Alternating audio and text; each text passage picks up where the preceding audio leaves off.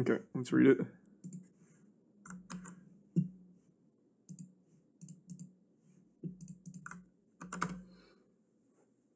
Is it prime ganja? Alright. I am no longer the CEO of Panda, and I will no longer be a part of the Smash community. I do not wish to return. Community deserves the truth, and I'm not afraid to call out names I have to. The private information of myself and members of Panda have been leaked online. This has gone too far. If there's anyone who is interested in purchasing my shares of Panda, please reach out to the company. Divesting is a complex process that takes time. Okay. So he wants to fully step away from the community after everything here, and he's about to drop the hottest potato the community's ever seen with names as well.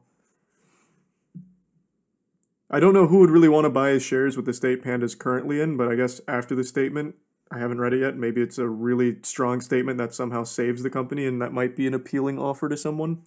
We'll see. For a quick summary of the actual truth, here is a message of notes I took during a conversation with a TO on April 14th, 2022. Gimmer and Kin hate you, man. Tell me something for real. This is apparently what stopped him from signing earlier. Kin said that you said you'd kill everyone who doesn't work with you. Is that true? Yeah, so it turns out Kin is spreading shit. Per Kin, I don't like Alan, but if they're really offering all this, then even I'd take it. Per Gimmer, how long have you been working together? 8 years, and you're really going to do this to us? This is like... Why is it written like this? It was to the point that blank even asked blank, how do you really feel about Panda? Do you have any hesitations? To which blank said he has none, blank. Redacted. This is like a CIA document. Everything's fucking redacted. So I was able to assuage his fears and explain that I am not, no, I am not, and have not threatened to kill events. I also told him I'm not threatened by Smash World Tour and have no reason to want to kill them. Explained that Nintendo can't license events on an unlicensed circuit, being the real reason why our circuit is exclusive, blank. I additionally explained that I've offered many ways to work with BTS and I'd rather work with them, not against them, but they just won't talk to us. So, yes, blank does believe us because the shit Kin was telling him to counter everything we've done as a company and who we are as people, but that explains a bit of why I was holding back. He also mentioned that Kin/BTS feels very threatened by us, and so does Smash World Tour. No thoughts on what to do. I don't really care that much. It's clear Kin is trying to actively undermine us, but considering that everyone is willing to work with him or talk with us outside of blank, I don't think he's been very successful. This is all a very confusing read-off rip. Right away, though, this he mentions that BTS and Smash World Tour feel threatened by them. It feels like the opposite. What are you talking about? The whole community was celebrating Panda working with Nintendo, including the other orgs. I don't really know where that's coming from. The Smash community has always been very symbiotic, where when one org is thriving, every org is thriving. Like, they all work together in the same bundle of success. It's not really like, oh man, Panda's doing well, now we're fucking threatened because now our shit's going to be bad. Like, if Panda's doing well, it means now there's more interest, and that is good for the other events too, and it's always felt that way. Maybe it was different behind the scenes with Alan. I don't really know. It's super hard to decipher this mess right here. But the impression I've always got is every tournament organizer likes when other tournaments are successful because it's mutually beneficial to everyone.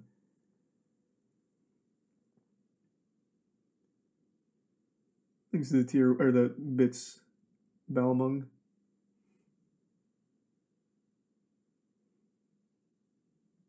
But I could absolutely see people not liking him. Like, there's been a lot of stories that have circulated now with relationships with Alan that are less than favorable. But it seems like he's blaming people that don't want to work with him on BTS or Smash World Tour not working with him. Like, at least that's the impression I'm getting here from this jumbled notes. The events and claims that I will be making are true. Some have evidence, some do not, as most of this is a verbal conversations. In those cases, I do my best to recall details from memory and find corroborating evidence from internal chat logs with timestamps. I encourage you to read everything presented as it. I don't know why I'm struggling to read so much tonight out loud. Presented as to be better informed to the circumstances surrounding the Smash community currently. Okay, intro.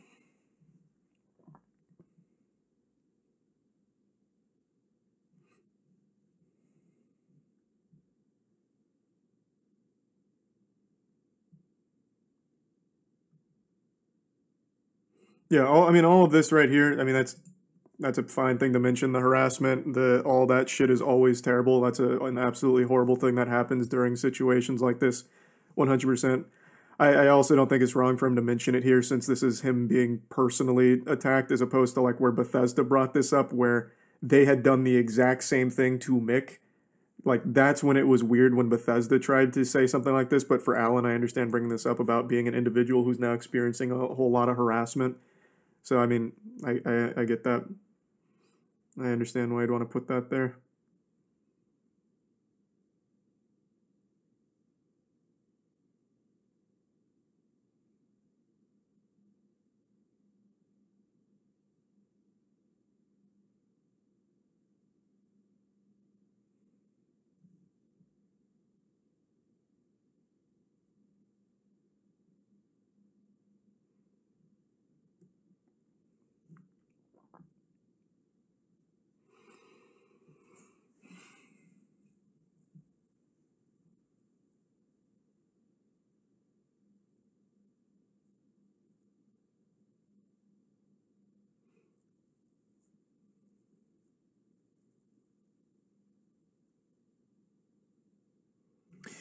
Well, this is already kind of misleading.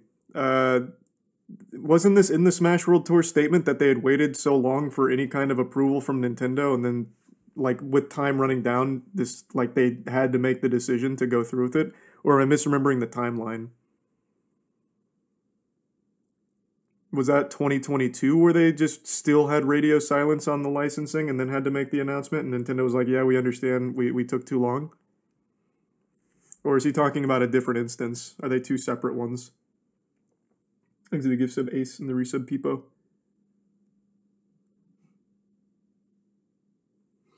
Yeah, almost a year. Okay.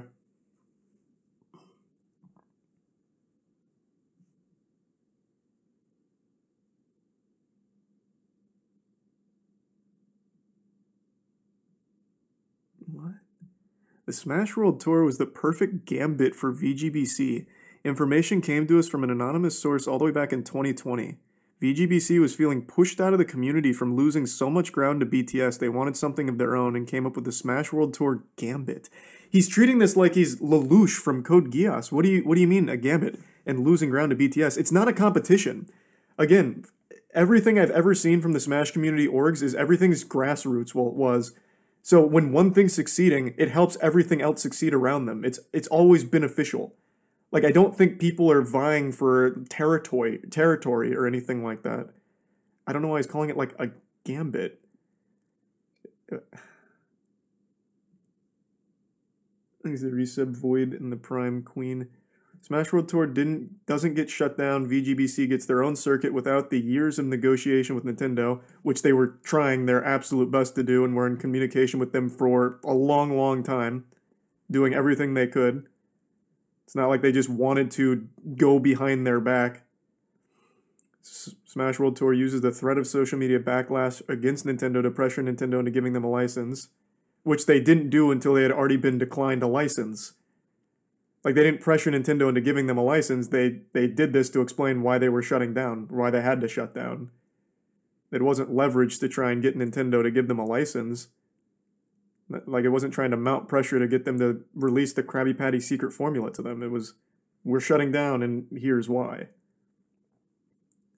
Smash World Tour gets shut down by Nintendo, and now VGBC is the martyr of the community due to Nintendo. Then the community will rally behind their other events to support them. Which they didn't need, the community already supported them.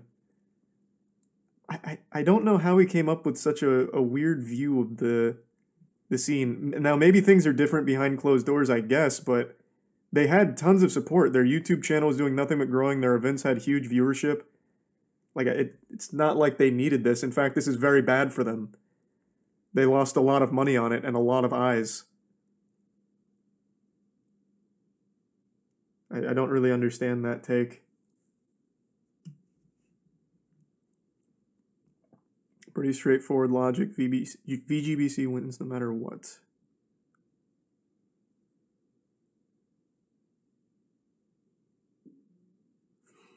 VGBC also knew that Nintendo has never issued a license to any event with the name Smash in it, nor have they licensed in a circuit before. BGBC knew both of these and launched the Smash World Tour anyway. What is this point? They've never licensed anything until Panda. So it's not like the word Smash was the red flag. They've just never licensed anything anyway. Have they? Have they ever licensed anything besides Panda? So what is the word Smash being here? Why does that matter? Thanks, resub, Steve.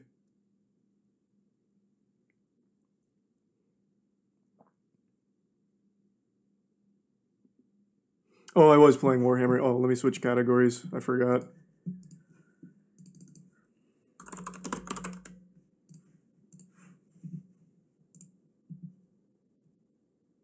Thanks, the resub, Waffle.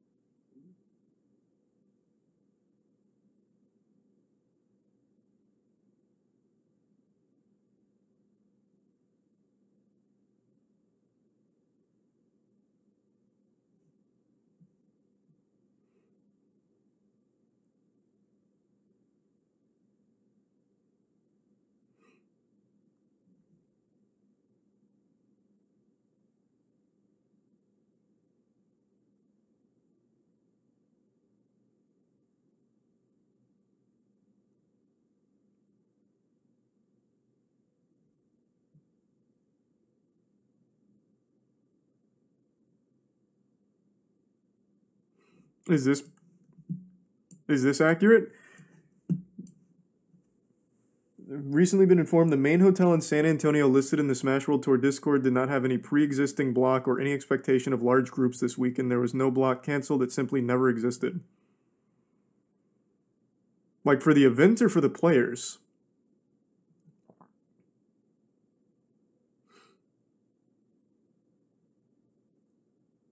That was debunked by 2 people on Twitter already. Well, that was fucking quick. Let me see. Because I already can tell you right now, we at Moist Esports had paid for travel to that area. Like that was a thing. Where can I find that being debunked? So it'd be quite shocking to realize that that was never happening in the first place. Where is the... Oh, here it is.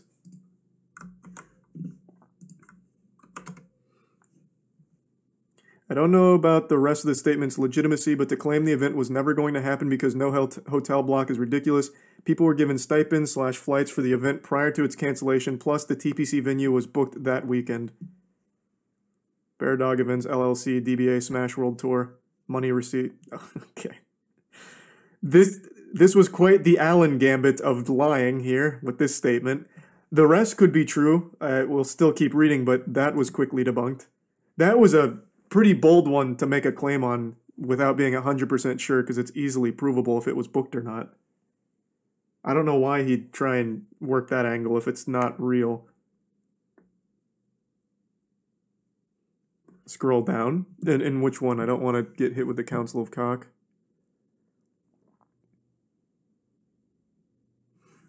Oh, it's just more evidence. Also, for context, I'm sure most people didn't read the article. Recently been informed that the main hotel in San Antonio... That's just a statement from the document. Additional 2 times anecdotal evidence. Top alt player Zamba on a prior thread corroborating on flights being paid already.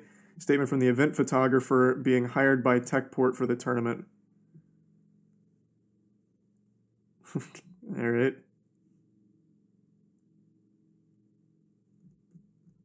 So that was a odd claim to make if it's not accurate.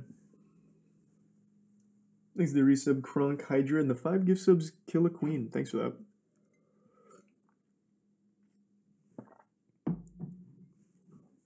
So I don't know who informed him of this, but he should have checked at the bare minimum there.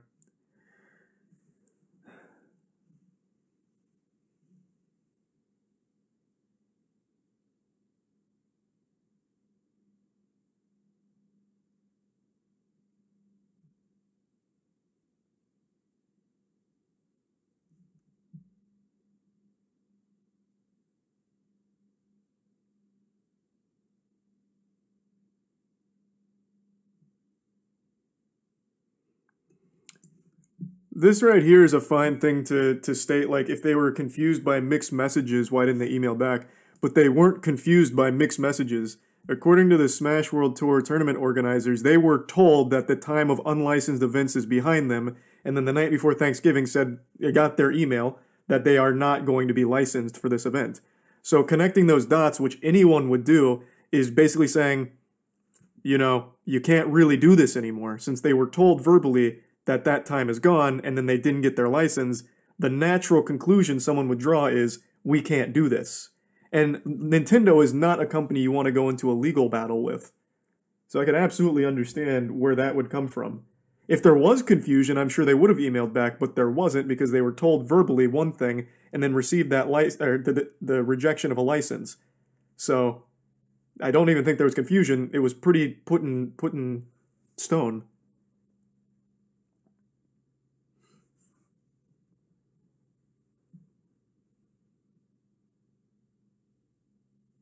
Thanks to the resub, Megan Warlord and Twitching. Keep reading, to be honest, I believe Alan. Yeah, I'm gonna finish it, but he is blatantly wrong about a very big claim right here. This is not accurate according to a couple sources over on Twitter that have shown that this was blocked, like it was booked. So this is a huge red flag if he's lying about something like that.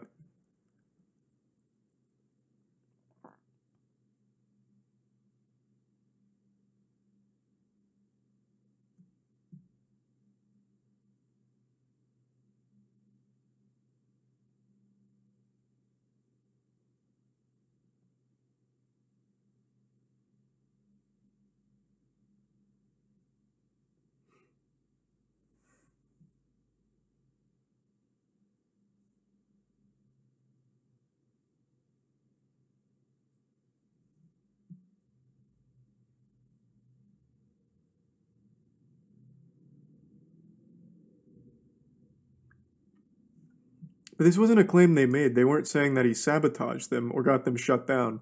Just that his actions of strong arming the community with threats against like BTS with their relationship with Nintendo made the entire scene difficult.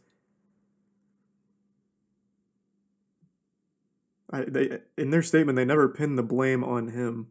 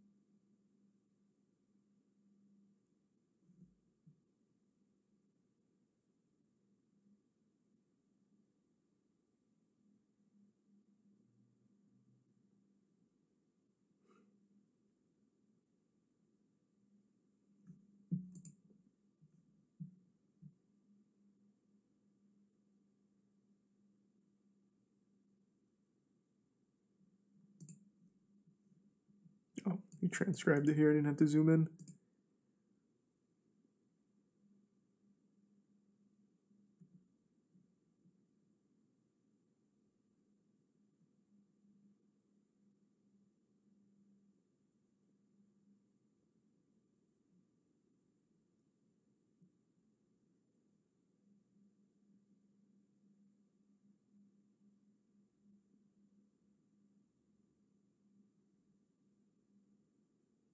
This is talking about moving around the scheduling around BTS and Smash World Tour and like booking over each other and having to be flexible with dates.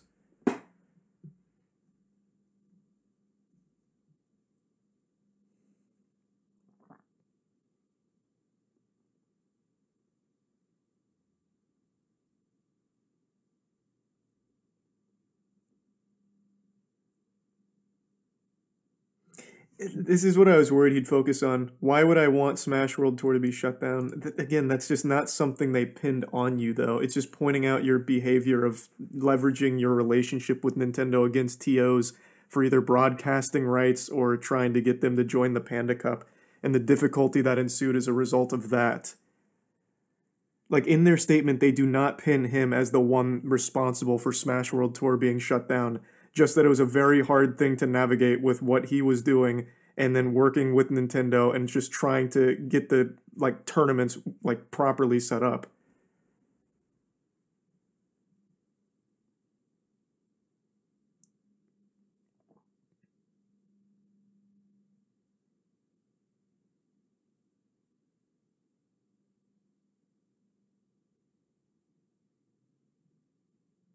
Did he like I have to did he read the statement? Because they just don't make that claim. They don't. If he should be focusing on debunking his behavior that they were calling out. They never said they think he actually had something to do with it.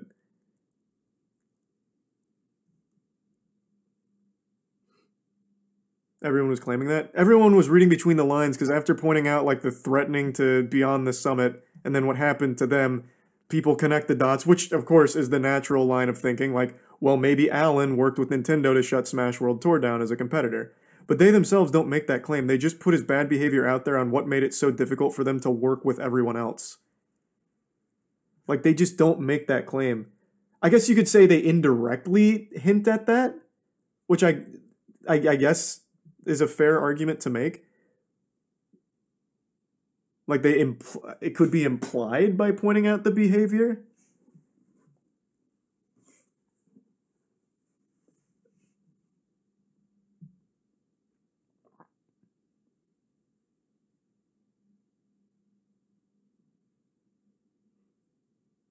I also don't really get this one. Smash World Tour leadership stood to gain the most out of anyone. How? They lost their biggest event. And not only that, they lost any chance of having like a Nintendo relationship because of how incendiary this whole situation has been. It was a net loss for everyone. Legitimately everyone. I don't know what he thinks they gain out of this. Like community goodwill, they already had that. More eyes on their future events, they already had that.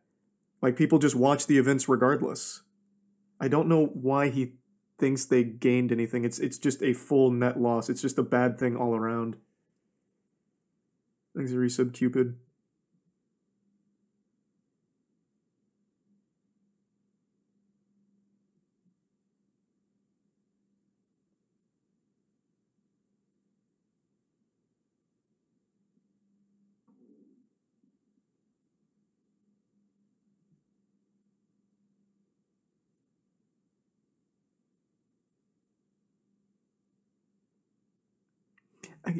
I, I don't know where he gets this view of like them wanting community dominance.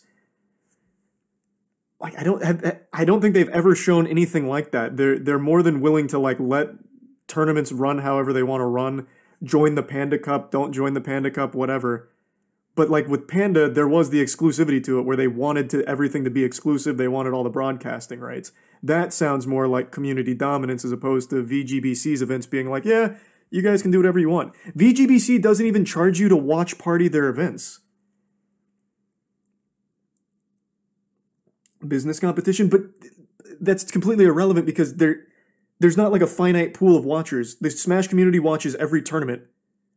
Like they watch all of them equally. They're all very similar in terms of viewership. There's no like community dominance. VGBC had like the best goodwill, but that didn't translate to more viewers.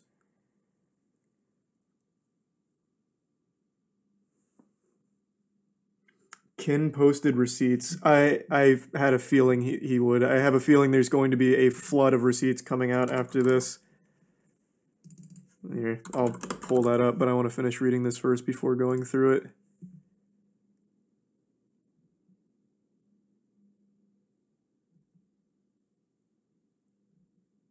Oh man, yeah, wait, he just dropped a lot. Holy shit. Alright, yeah, we'll go through that in a minute. These are resubs Sapphire and Conway and Wallaby and Moose. Yeah, this was the final act of this play here. There is a lot happening all at once. Sidebar, I've been told that someone named LD is claiming I said things. I don't know who LD is, nor do I care. As far as I'm aware, I've never talked to them, never seen them, and never met them in my life. LD is one of the actual biggest people at Beyond the Summit, like a founder. You know him. You would have had to know him, especially since you've already been talking about Beyond the Summit. You've talked to him. You know him. I don't know why he's making these easily provable false claims, such as the hotel never being booked or whatever. I don't know where that's coming from.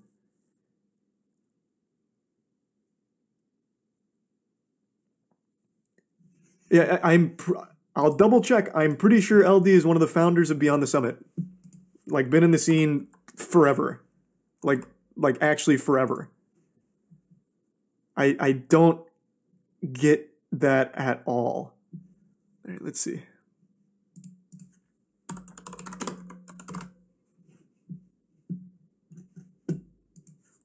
Let's do like a full history here.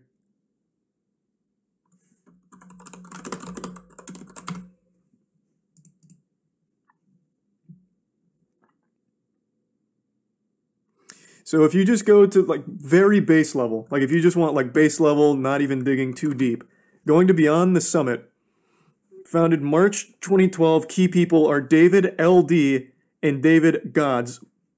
Like, they've been there the whole time. And you've been talking about Beyond the Summit and talking to Beyond the Summit, as you've mentioned in your statement. Thus, you have talked to LD. You know LD. I don't know why he's pretending he doesn't know who that is. I don't know who Liquipedia is. I've never met Liquipedia. That's such a weird claim to make.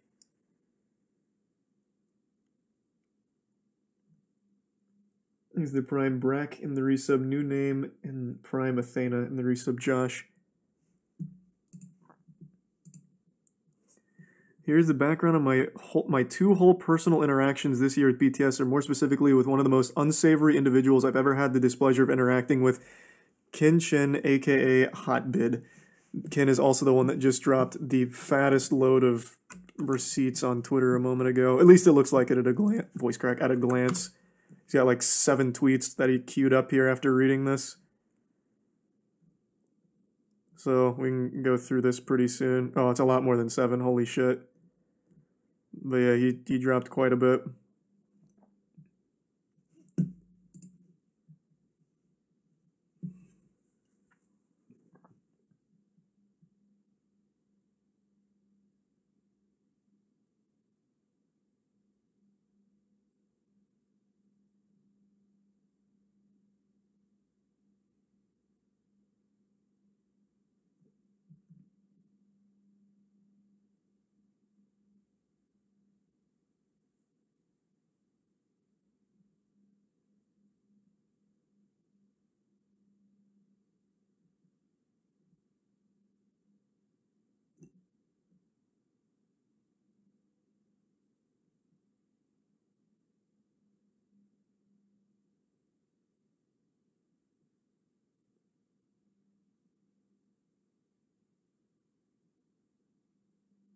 BTS is a pillar of the community and sets new standards for high-quality productions in Smash all the time. Yet you don't know one of the founders, like one of the key people? You've never talked to them in your life? Despite talking about the times that you've been trying to like work with them or communicating with them?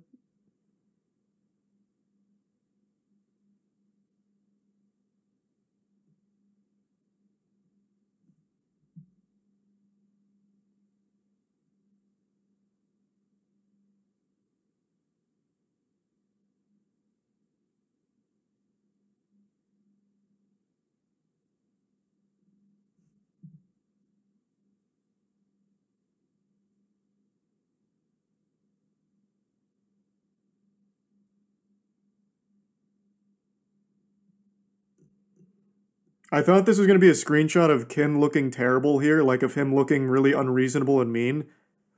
It just looks like really to the point stuff like, no, that's great. Happy to talk to them. I figured he'd look for like a screenshot that makes Ken look terrible in their conversation, but he just showed a very normal conversation here. This is talking about the broadcasting rights and a possible collaboration.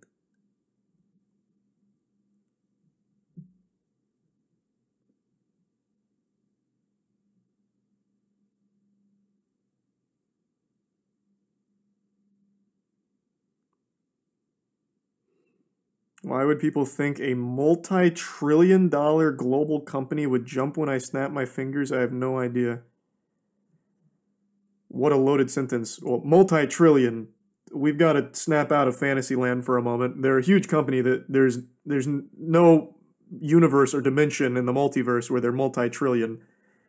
But no one thought they would. Did he read the statement from them or not? Like, I don't understand. They never said that anyone believed that you would get Nintendo to act. The thing they were calling out is you making the threat of talking to Nintendo about acting. It's leveraging your position negatively against the community that was being called out, not people actually thinking that you will get Nintendo to act on your behalf. Nobody that I've seen, like nobody with a brain, ever thought that. Just that you have, according to multiple people, have made a threat like that to BTS, which is bad. That shows very selfish intent. It's a bad look. Not that people actually thought Nintendo was going to shut down BTS because you asked them to.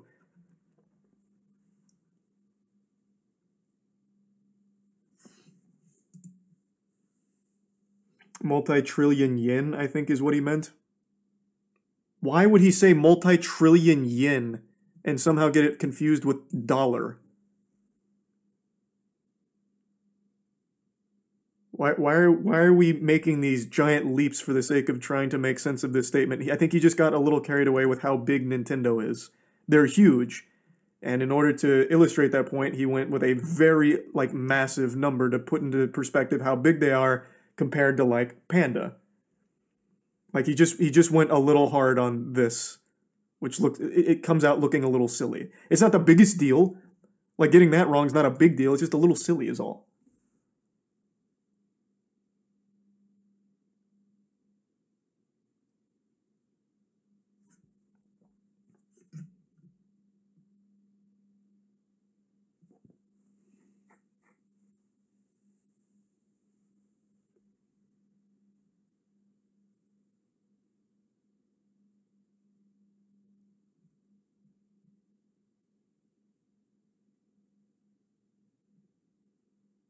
He keeps saying Ken yells at him in these verbal conversations. Of course, there's no way of knowing for sure. But that is something that is standing out.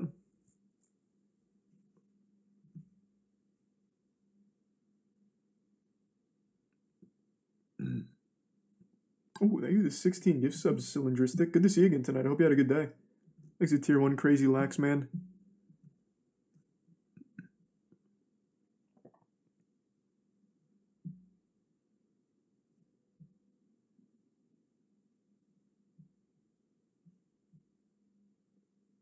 What? He yelled, "Let it happen. Let the can of worms open." Ken was willing to jeopardize the entire Smash community with reckless abandon. And it would have happened had I not figured out how to stop the escalation without him. This is reading like an actual soap opera plot. Huh?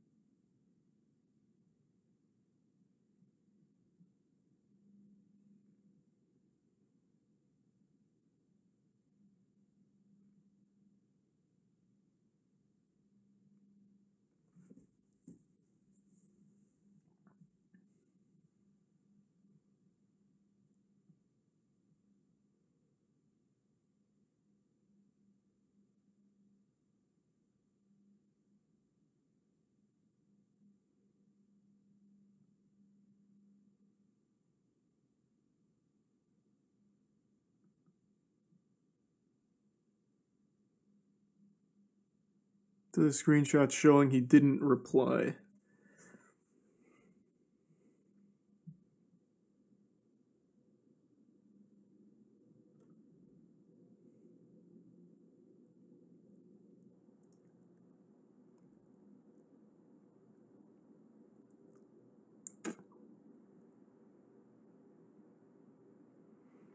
So it looks like the Beyond the Summit people weren't replying to Alan, not wanting to talk to him or work to him, so he's showing the screenshots to show that they weren't receptive to his communication and attempt to work together, which is a fair thing to show. They didn't like Alan, Alan didn't like them. Looks like Alan kept trying to reach out to make some partnership happen that BTS wasn't interested in.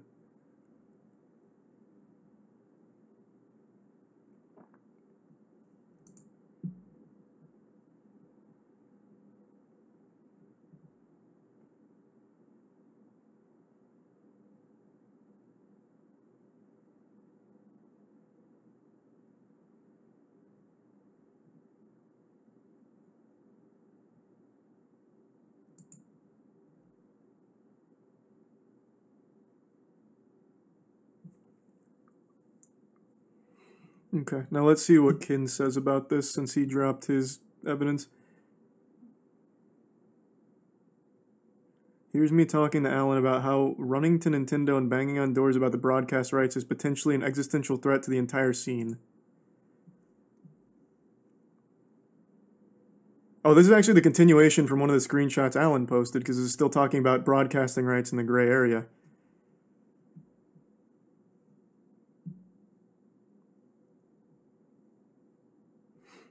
About the tournament selling broadcast rights and broadcast being monetized. Like this. We'll work on outlining a plan for you. Where are we coming in here? I hope they don't. That'd be pretty catastrophic for every single event. I don't know what they're thinking right now, but yeah, Dev could get rough in some situations. I hope not. So this is him acknowledging the Nintendo broadcasting debacle that was briefly talked about in Alan's statement. Jesus, this is so much back and forth, people taking notes and talking to each other here. In that call, Alan threatened BTS multiple times. I reported the threats as the call was happening directly after to LD. My boss at the time, LD was not on the call, but was there as I typed the transcript of it on Slack. Here's a screenshot of me doing so. Dude, Alan's on the call legit threatening me about 2023. What the fuck? To be clear, I did not yell or explode at Alan. Of course, there's no way to prove one way or the other. He may have, he may not have. There's no way of telling. There's no hard proof on either side. In fact, part of the reason I left BTS to join Team Liquid in June was because I never wanted to deal with Alan or Panda again. Confided this to multiple people as I left.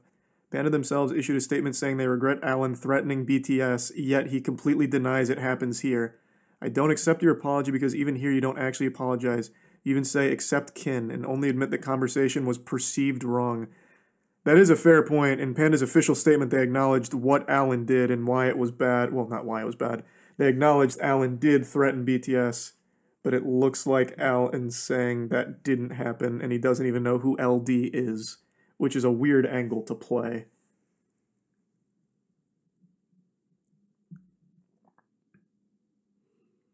BTS refused to collaborate with Alan because of his conduct, not because of me. I simply reported the exact truth of the conversation with LD and BTS leadership and can verify happened right after the call with Alan in March. I have not been publicly and privately turning people against Panda for months. I've simply been telling the honest story of what happened, which was threats and bullying by Panda, his own org. Threats and bullying that Panda, his own org, admitted to happening.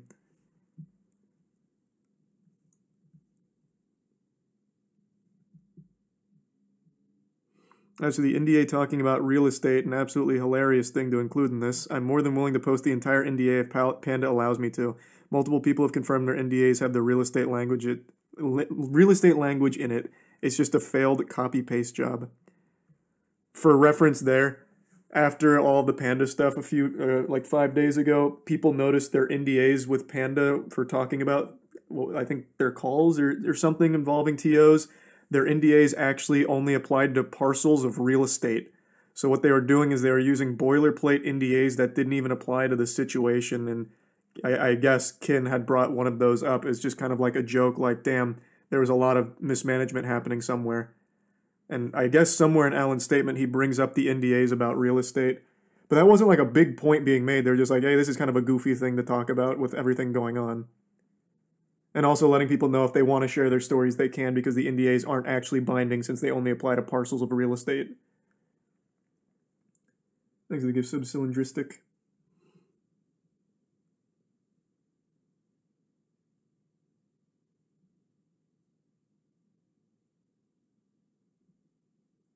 I will say that since there's no like verbal proof either side's going to have here, I don't think any of them secretly recorded the call. Taking notes of what happened on either side is completely unreliable evidence. Because let's say I'm in an argument with someone or I'm talking to someone I really don't like, I could easily just be like, I'll just type some fucking notes right now about shit that's not happening in order to use this later if I ever need to. Because there's no way you can ever fully disprove it since it's just a verbal communication. You can literally type anything. Like, you can't put a lot of stock in, I took these notes during the conversation as they happened. On Kin's side or Alan's side, neither one of them really has a whole lot of stock in it. Like, because again, you can just type anything if you just don't like the guy. Like, it doesn't, it's not real evidence. They would need like an unbiased third party to take those notes, yeah. You would literally need a witness there to transcribe it accurately. But even Panda says Alan tried to bully the other org. No. That is confirmed by Panda as well as multiple sources. Like, that has confirmation. What I'm saying is, like, the note-taking of live conversations isn't evidence. Like, that's not real actionable evidence.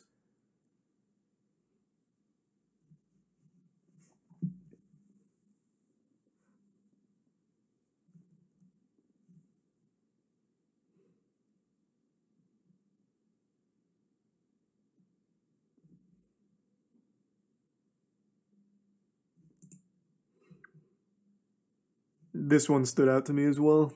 The whole like monologue of Kin saying, let the can of worms out, willing to jeopardize the whole community or whatever. Again, that's a big claim to make.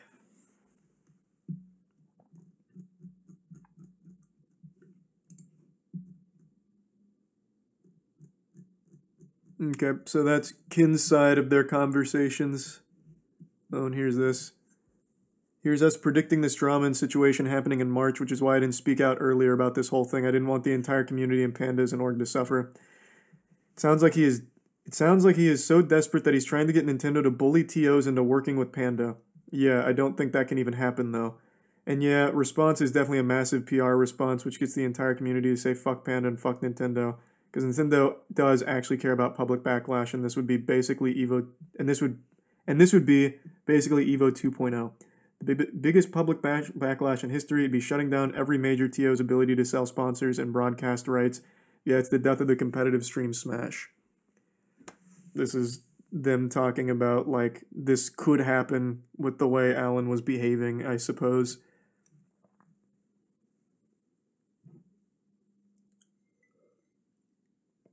Thanks to the resub vintage. This is just hearsay. Yeah, so far Alan submitted no proof. The only proof he's had is that BTS didn't respond to him, but both sides are acknowledging that their conversations together were not productive and they were not friendly. They were not good conversations. So it makes sense BTS wouldn't respond to Alan going forward. That's not really showing me anything. Their unwillingness to work with him. That actually tracks. That sounds about par for the course. But so far in his statement, he makes two very big claims that were proven wrong. I think it's important we note that. Of everything here that's like hearsay and shit, like some of it, all of it even could be true with their conversations, there's really no telling there. But he has made two factually inaccurate statements that are big ones. The first being Smash World Tour had never even booked the hotel. That's wrong. And the second being he has no idea who LD is. That can't be right because he is literally one of the key people beyond the summit. They would have talked over the years. Like, there's no way he doesn't know who that is. So far, those are the only two, like, blatantly wrong statements, and they are two big things to lie about.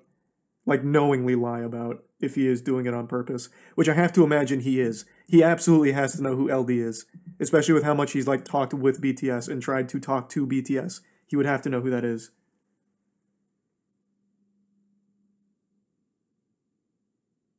I gotta pee real quick, though, before continuing. Give me 2 seconds. Be right back.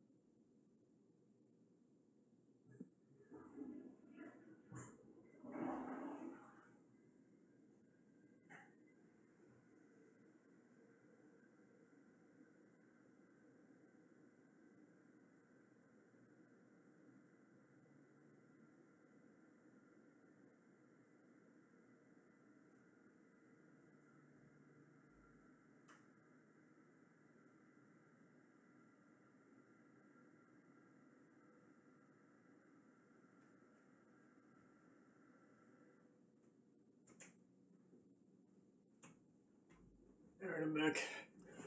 Oh, thanks to the resub Panda and the gift sub Cylindristic.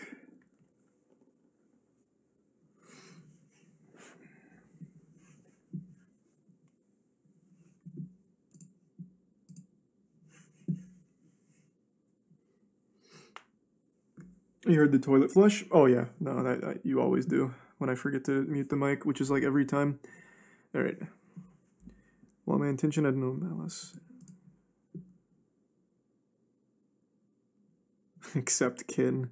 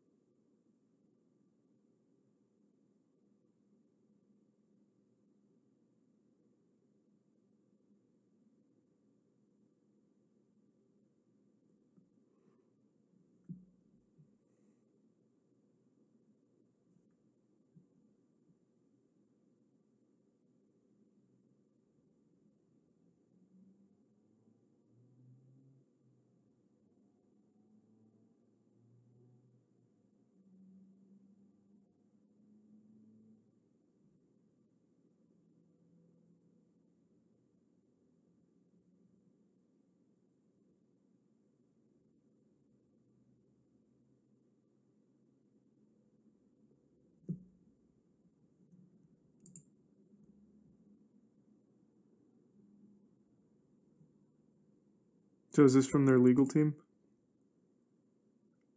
I'm assuming it'd have to be. So then this is what Ken was saying, I'll just post the full NDA so you can read it yourself. So he's saying, I don't even know why he makes this statement here. This is just kind of like irrelevant because it was just like a goofy thing he pointed out, unless he's just blatantly wrong about it. Maybe Ken misread it, and maybe it is like a totally normal NDA. I will say I've seen a lot of NDAs in my years. I don't think I've ever seen one that mentions parcels of real estate. Usually they're catered to the situation at hand. Like, that's not exactly like a super standard thing. Maybe it's different in the Smash scene. I don't know. But from the many NDAs I've experienced, I've never once seen parcels of real estate being one of the focal points. Ken also said he had a lawyer look at it. I guess that is another good point.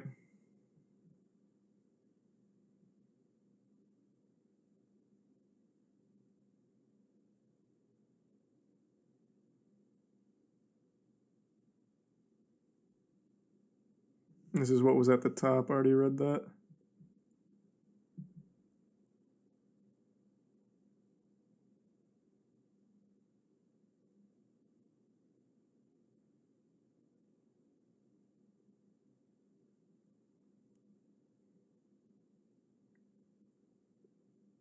Oh, here.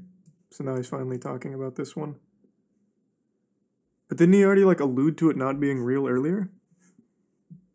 Maybe that was a different thing?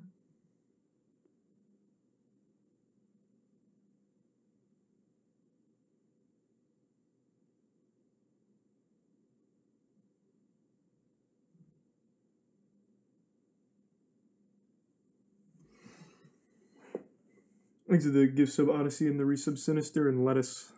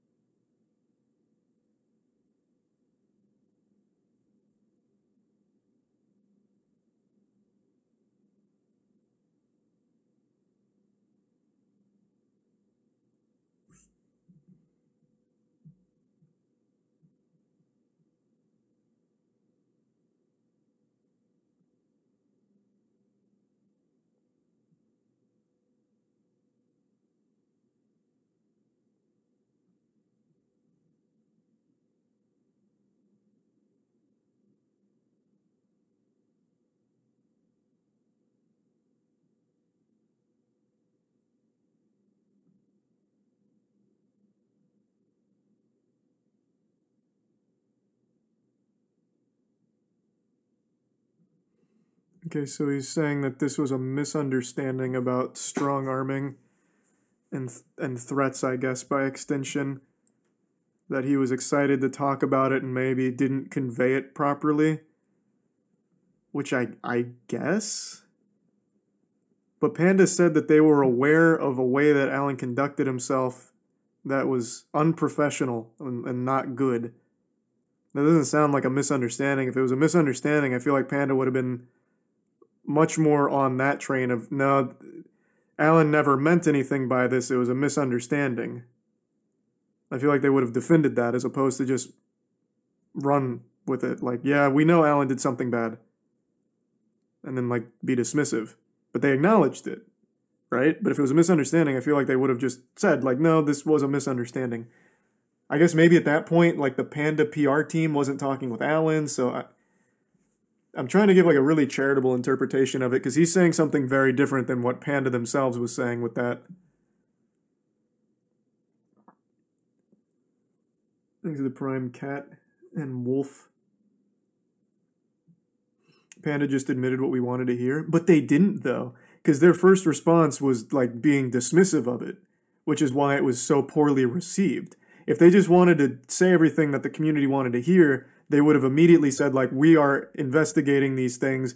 Alan is temporarily put on leave while we go through this situation and shit like that, but they didn't. They acknowledged it and then just kind of were very dismissive.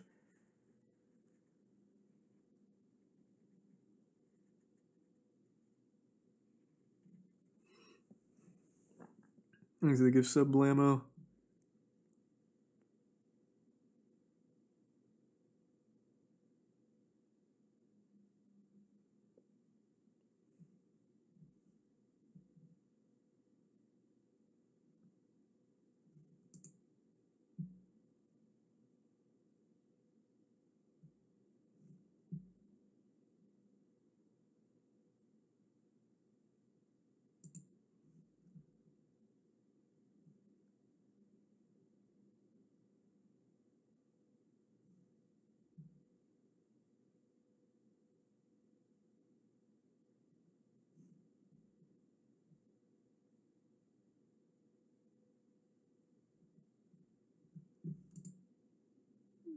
Where's the... Oh, he didn't transcribe this one. Fuck. So this is a montage of, like, his communications with other TOs, where he doesn't mention, like, disappointment for not joining or, like, trying to scare them into joining.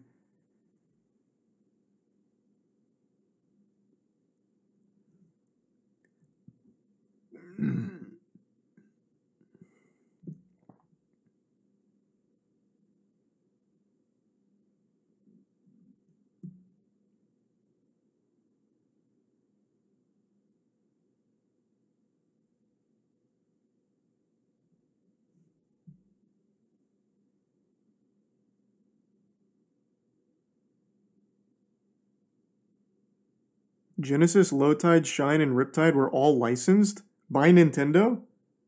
Wait, what? Genesis has been licensed for every one of their events since Genesis 3? Like an officially licensed tournament? What? That's news to me. I had no idea about that.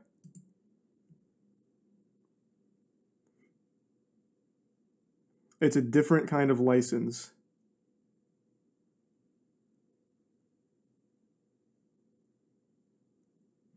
Well, what's the difference?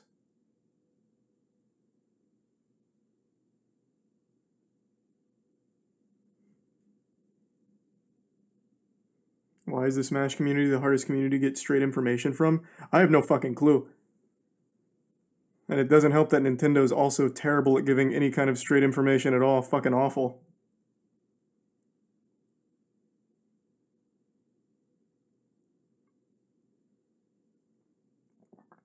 So they got explicit permission from Nintendo. So was it like a Nintendo partnered event, or did they just get like the official blessing? I'm assuming it just had to be like the blessing, right? It's not like to the same degree Panda was. It's not like Nintendo and Genesis they work together. Okay, so they just got the blessing. Okay, that makes a little more sense. I guess when I hear license, I think of what Panda does with Nintendo, where it's like a one-on-one, like we work together hand in hand kind of deal. But this is just Nintendo giving it the nod of approval officially, as opposed to just like a wink wink kind of thing.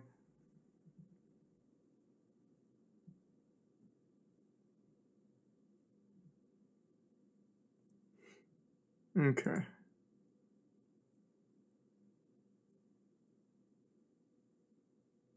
Thanks for the resub, JMac. Yeah, no, I didn't do any speedruns of Hello Neighbor tonight. I did Warhammer Dark Tide,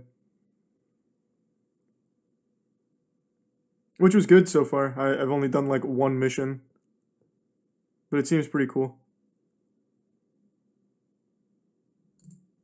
Okay, so it's talking about who hasn't signed and them not going to be like threatening them to join or anything.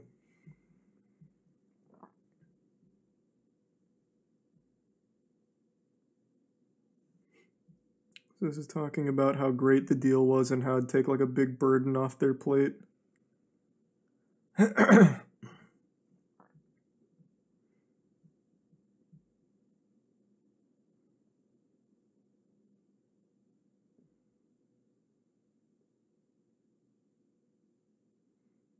I would be very inclined to believe this statement. We get 10% of a much bigger pie. We don't want the full pie. If he wasn't asking for exclusivity, though, right? He still hasn't explained why it was exclusive because it's redacted information in here. I guess that's like a super secret thing. But there'd have to be like a really good reason for it to be exclusive because that's like the exact opposite of we don't want the full pie.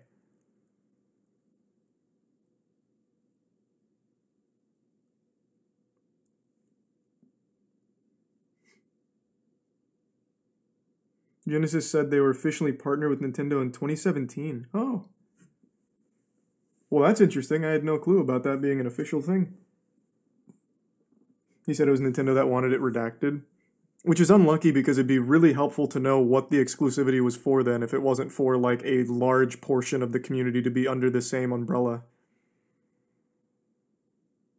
Which would be the full pie, as opposed to 10% of a bigger pie where everyone's growing. Thanks, Arisa Blue.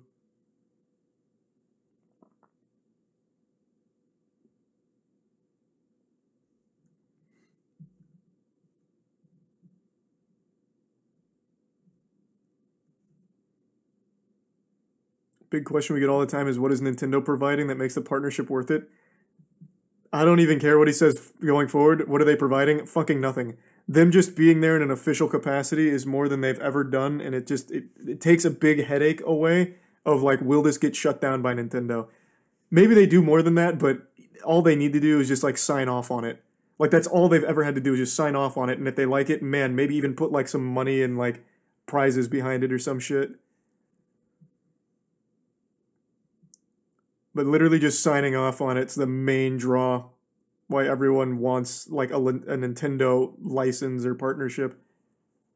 So they don't have to fear getting shut down.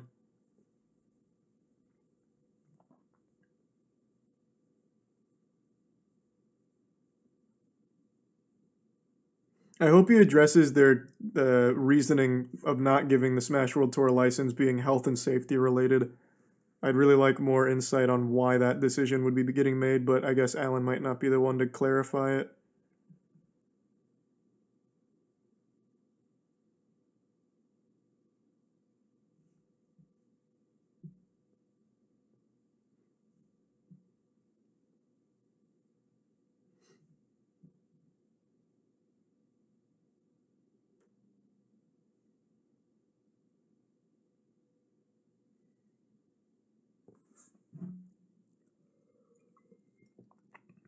Again, I would just like to know why the exclusivity then. All of this sounds great. Like, all of this up in here, like, that sounds great, and it makes complete sense. But with the exclusivity thing and, like, wanting them to join the Panda Cup exclusively with all of the rights and everything, that, again, just seems like the whole pie. It's a real shame Nintendo isn't letting him explain that part, because maybe there's, like, an actual decent reason for it.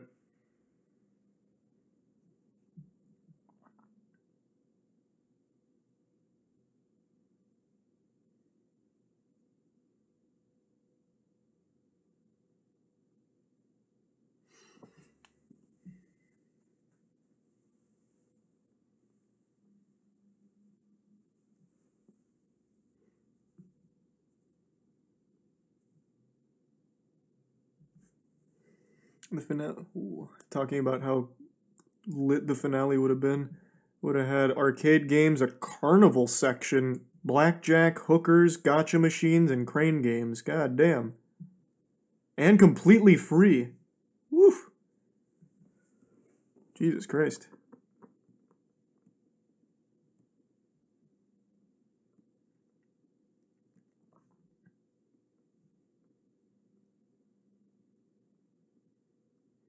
Okay, so yeah, I guess he doesn't have information on why Nintendo cited health and safety concerns for not giving the license to the Smash World Tour.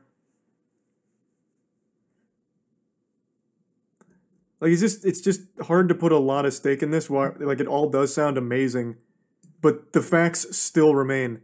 In writing, Smash World Tour received notice that Nintendo would not license them, and this was through their conversations, the time of unlicensed events is now gone. So, like, even though all of this sounds great, this whole thing about, like, we're doing this because we want everyone to be able to do Smash events, even if it's not with us, the freedom of Smash events, like, it clearly, like, there's a disconnect there between him and what Nintendo's actually doing, which I guess isn't really his fault. Like, he's not the one making Nintendo do that shit.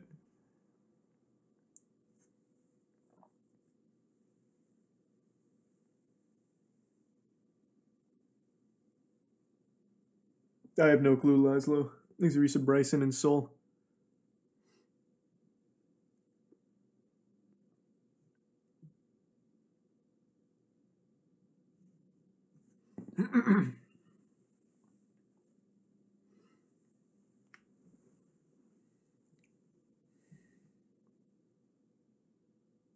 True. Esports is an industry that's just always losing money, and they take from venture capital. That is legitimately like every single esports org out there.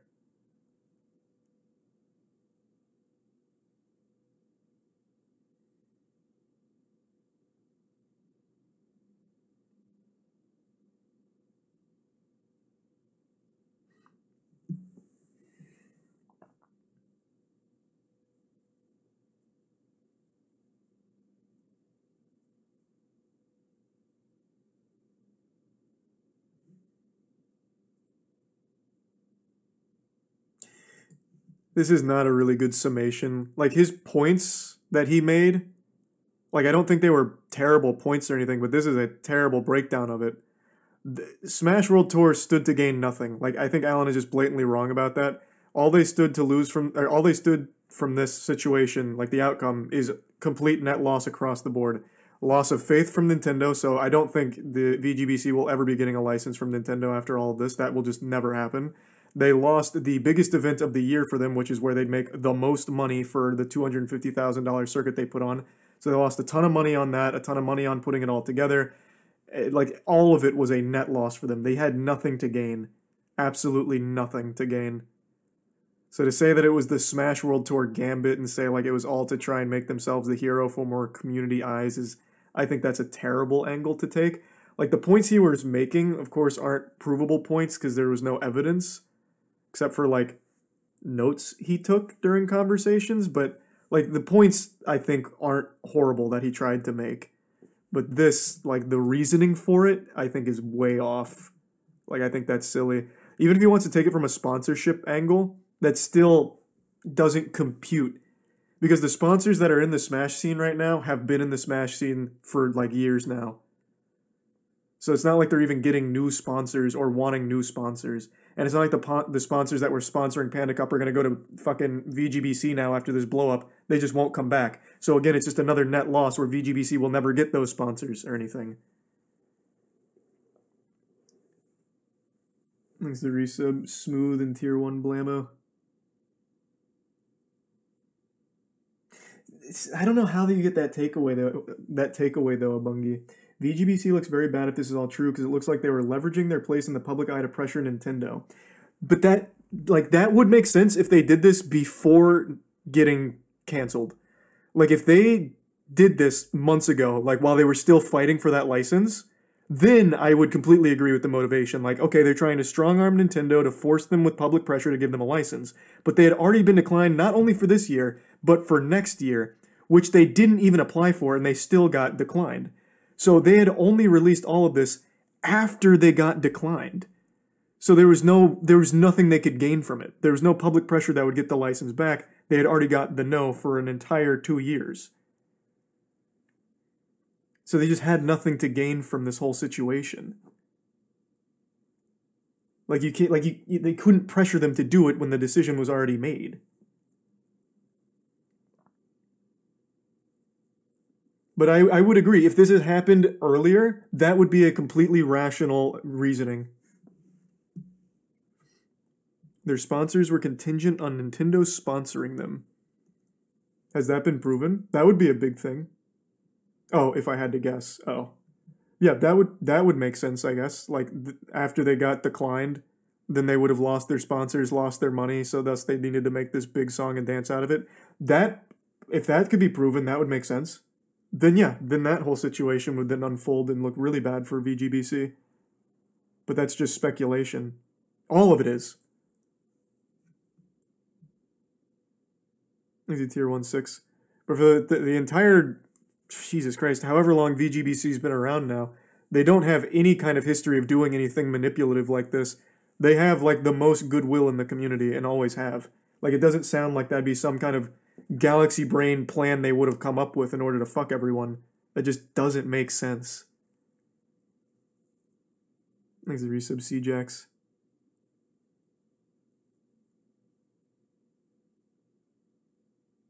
Besides Project M. Oh, I guess I don't know that whole situation.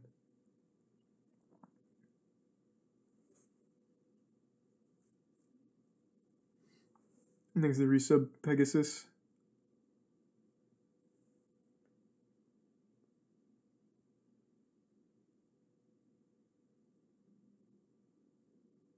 VGBC tried to gain something in place where there was nothing to gain. What did they try to gain, though? Again, like, I haven't heard an answer that makes sense here of what they tried to gain. All they did was lose.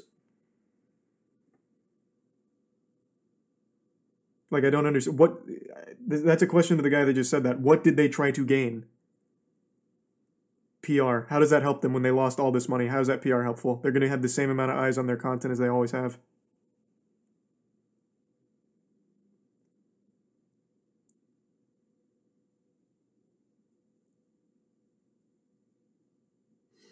They had no money left to run the event. Well, even still, then they have nothing to gain. But yeah, if all of the sponsors were contingent on the Nintendo license, then yeah, that would then make sense for all of this to happen. Or why they would do that. They gained the destruction of one of their competitors. I think everyone still has this really bastardized idea of how this ecosystem has worked, at least as I understand it. Even in Alan's statement, he's talking about how he always wanted to symbiotically work with the community. That's been the norm in the Smash scene. Since it's all grassroots, everyone succeeds together or they all fail together. Like, it's not... I've never seen them viewing each other as competition where they want others to fail. Because it helps them when they don't fail. Like, when Panda was doing well, VGBC was doing well, BTS was doing well. When one of them was struggling, the other two then start struggling. Like, they all needed to work together. It was always ride or die.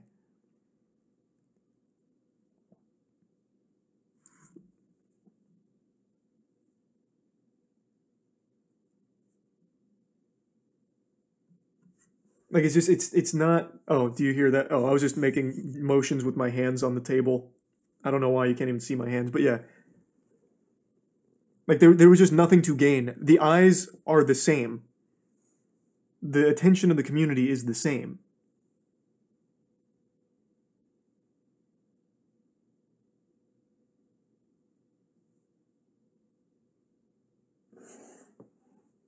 They already failed and then tried to pin it on Alan to cover.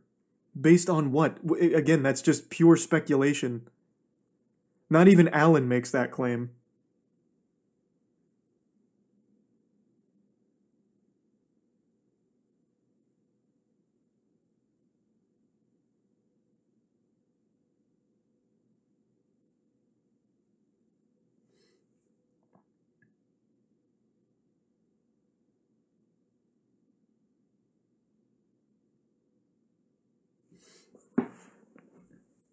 I think the most important thing, like, again, all of this is hearsay. Like, there's no hard proof of anything from either side except from Smash World Tour with their side from Nintendo. They do have all of those receipts. Like, they do have that. That is all hard evidence. Everything else is hearsay at the end of the day. But the two big things here is in Smash World Tour's statement as well as what LD posted, there's nothing that's been factually proven incorrect. In Alan's statement, there are two factually just blatantly wrong things that he says that are provably incorrect. And one of them's huge, because it's what he put as like the linchpin of his statement of Smash World Tour maybe being a gambit. It's where he said... Where was it? Oh. It was right over in here. I'll just Control F.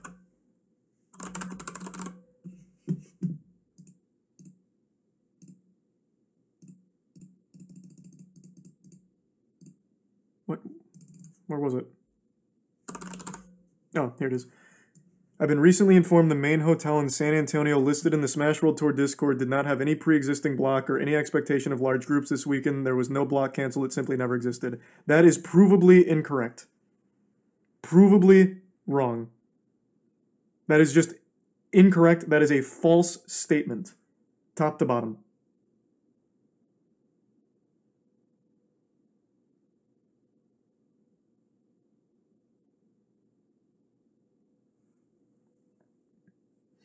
Travel stipends for players is not equal hotel block.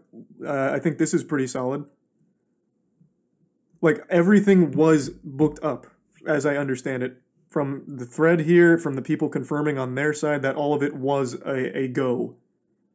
But I guess, yeah, maybe the number one way to do it would be just go straight to the hotel.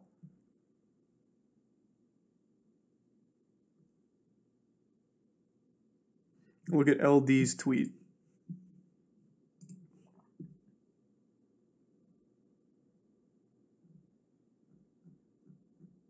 Where does it start?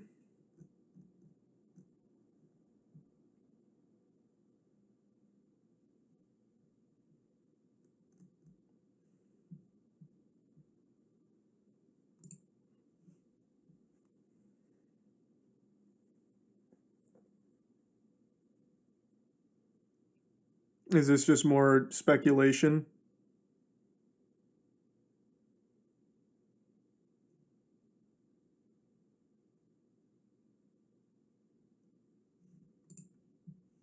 Yeah, this is him speculating on how all of this may have unfolded, which is exactly the same thing Alan did, the same thing every side is doing.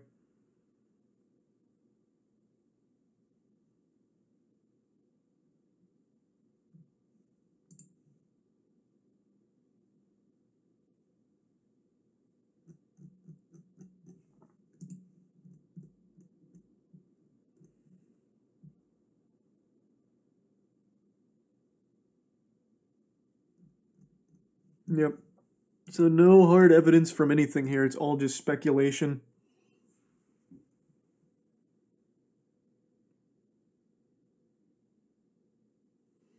Resub Caliborn and Epstein and 5 large fries.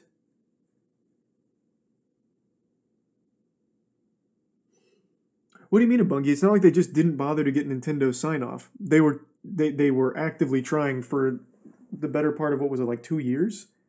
And being strung along by Nintendo.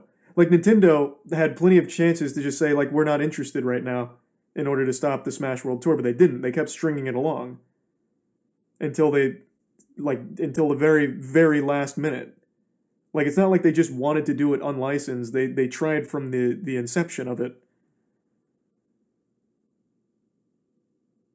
Thanks to the resub Kita, Fruity, and the Prime Master Slim.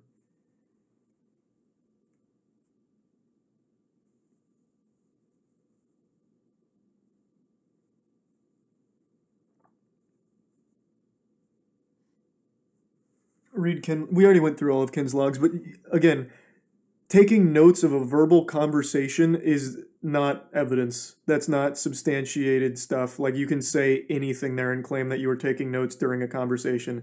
It's what Alan's done here with his notes. Ken also took notes about it. Either side could be completely lying about what I actually said there as a way of having like a little bit of a weapon down the line should they ever need it. It was a transcript, no? A transcript he wrote. I could have like right now I could say the conversation you and I are having is you confessing to a crime. I'm like, wow.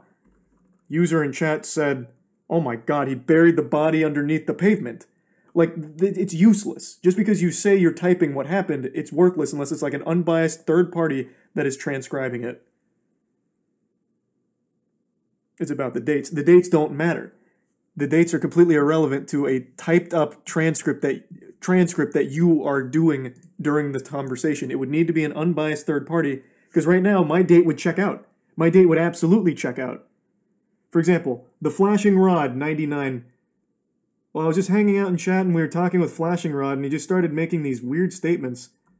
Oh my god, he just made another weird statement 30 seconds later where, holy shit, he changed his grades in the school's computer system. I don't know what all of this means.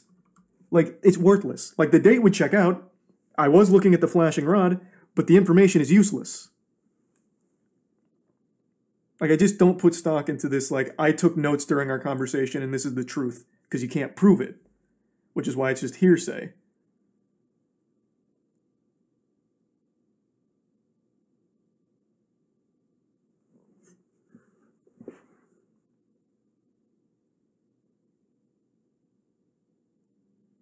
I think it's tier 1. Ja. It just proves they were talking about it back then. Oh, you're talking about Kin's tweet. Yeah, at the very least, his proves they were talking about Alan and his behavior all the way back in March. That is fair. I thought you were talking about the transcripts. That is a fair thing to say. Alan and Ken and LD were talking about Alan all the way back in March about what he was doing and how they didn't appreciate his behavior. That's fair. This is not claiming to be like a transcript of something that happened. This is just a conversation the two of them had in March. That's fair. And both sides have receipts that they were talking about it back then. Yeah, but on Alan's side, it's just him talking about like what isn't, like who isn't signed, who is signed, and like we did everything we could. We gave them as many carrots, but it wasn't enough. If they don't want to join, they don't want to join. Like his is just very matter of fact. Like, yes, we didn't get them, and here's how we responded back then, like internally. The first statement. What first statement? You talking about the very first thing up here? Because this is just his notes.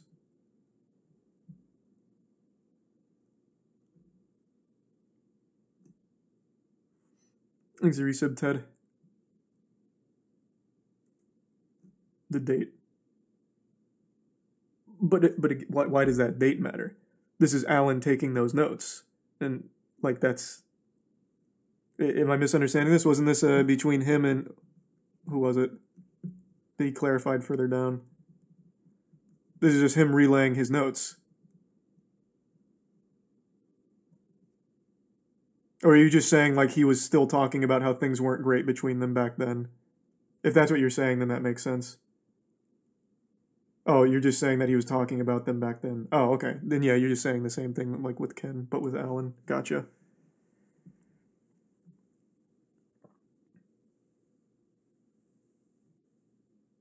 You said Ted, Fire, and the Prime Duckus. Exactly, they both hated each other back then. Yeah, that much is very clear. Which is why I find it weird that he made an entire song and dance out of, like, why are they stonewalling me, why aren't they replying? Well, it's because you didn't like them, they didn't like you, so they didn't want to work with you. Like, that's very clearly why they're not responding.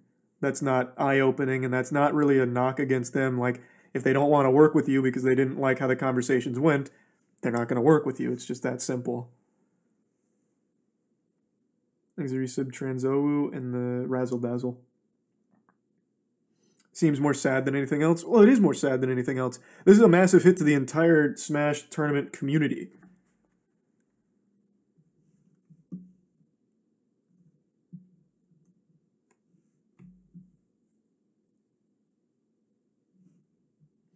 The Marriott website actually has a page for the Smash event booking.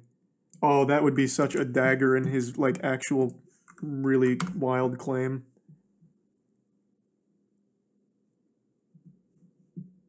Hold on. Let me bring it up here and look a little deeper.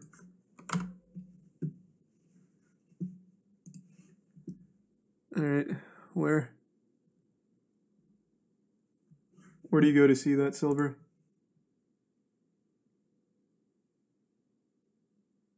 At the very top? Oh, well, yeah, actually, it is literally called Smash World Tour Super Smash Con Fans and Family, yeah. How long did it take you to find this? Yeah, because this was absolutely booked. It is literally named after it. Yeah. So, again, that is just a blatantly wrong statement. It was the Genesis reply to Alan. Oh, Genesis replied to them about it. Like the actual Genesis? Oof.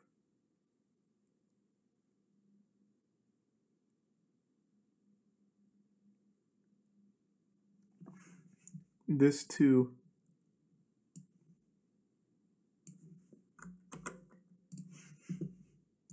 What's this?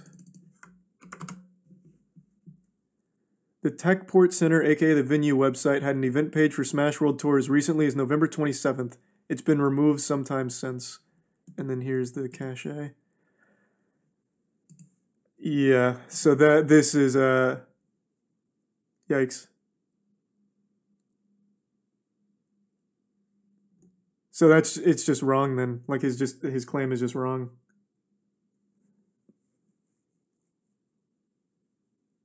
Thanks a gift sub, Dylan.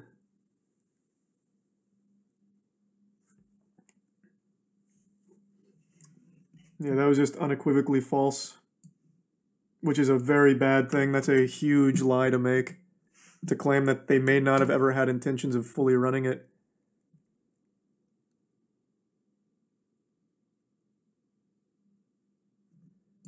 So no way. Wait, is this from one of the TOs of Genesis? Holy shit, this is actually from a TO of Genesis giving a character witness statement on Alan. This is, as I've just learned, Genesis is like an official licensed partner with Nintendo, or at least has been. Got some shit to say, not going into detail, but from the very first moment Alan opened his mouth to the last time we spoke, nothing but snake-like sounds could be heard, like that shit in Harry Potter. Parcel tongue, my man, it's called parcel tongue. That's aggressive.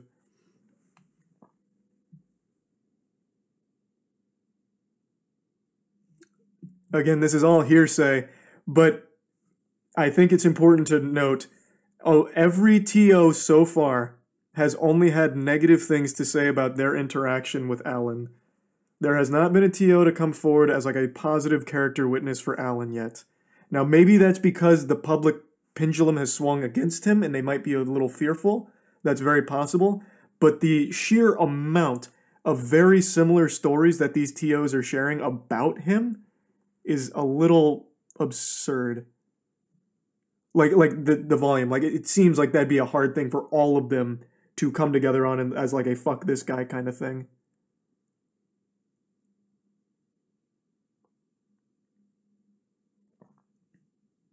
One thing for sure that was constantly reiterated in our calls was that Smash World Tour would be canceled, that Smash World Tour would be blacklisted, and that Gimmer was blacklisted, and it was only a matter of time before they were shut down because, trust me, I know.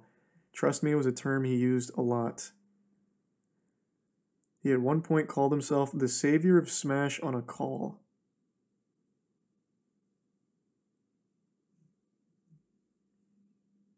This is a lot. Again, this is more just like hearsay.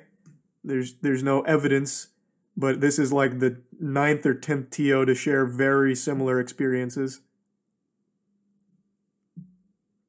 In one call, it was confirmed that he was to be the licensed broker for the whole scene.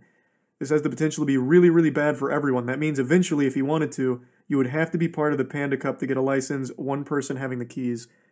If that's true, that is a massive problem.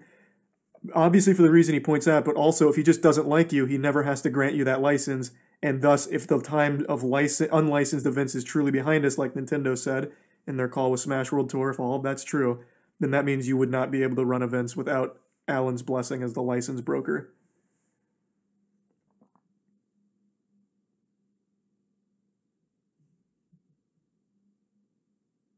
Assuming, of course, this is all very, like, on-the-nose accurate shit.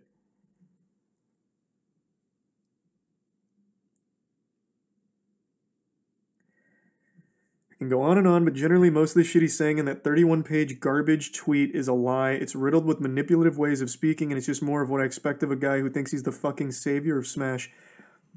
This is, I guess, an important perspective because he is the TO of a very big event that is also licensed by Nintendo and was not even mentioned in Alan's tweet, or in Alan's statement. Thus, he was not put on the defensive. He didn't need to say anything. He wasn't forced to say anything. He's doing this because he felt so strongly about it with his own interaction. He had absolutely no stake in this other than just wanting to come out here and give his take on how he feels about it based on how he's talked with Alan. So this, I think, is a pretty big one.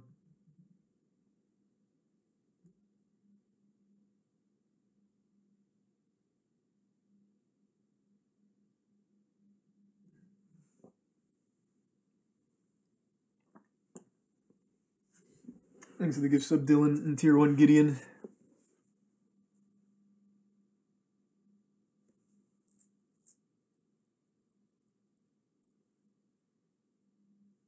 Thanks to the resub and Soto. He's not the only TO for Genesis. It doesn't matter if he's the only TO for Genesis, though. He is a TO that has personal experience with Alan, apparently. And being a TO of Genesis is a big deal because he was not named in this at all. Like, that's still an important perspective. I don't know why you're writing it off.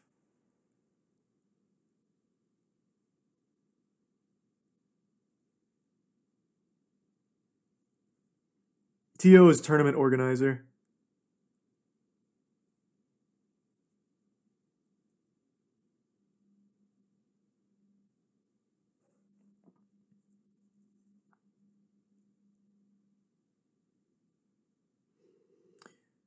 Bobak is an OG. I believe him with my life. Yeah, a lot of people in chat were saying Bobak has a lot of goodwill in the community and has been a really like powerful TO for a long time in terms of like the good he's done for the scene. So this is a statement that does have quite a bit of weight to it. Here's the other main TO for Genesis statement. Damn, everyone's coming forward with statements now. I mean, this was a bombshell from Alan. Even though there was no evidence, it was still a very huge thing for the community. Here, let's pull this one up. So this is another Genesis TO, again, not named in Alan's document whatsoever. They had no horse in this. I want to see what he says. So Crimson Blur is standing up for Kin as a character witness for how they've worked together. To add on to this, I'd like to cite a situation that happened between Genesis and BTS that Kin could have completely thrashed this over privately and publicly, but didn't really even get mad or remotely raise his voice. So this is them defending Kin in what was a very aggressive stance from Alan against Kin.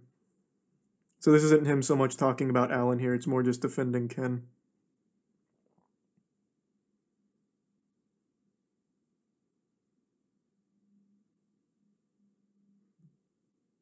Which pokes holes in Alan's interpretation of Kin, posting him as some kind of like boogeyman in the scene. Why is there always so much drama in the Smash community? Isn't it crazy? It's so fucking sad, too. Because it's all so easily avoidable.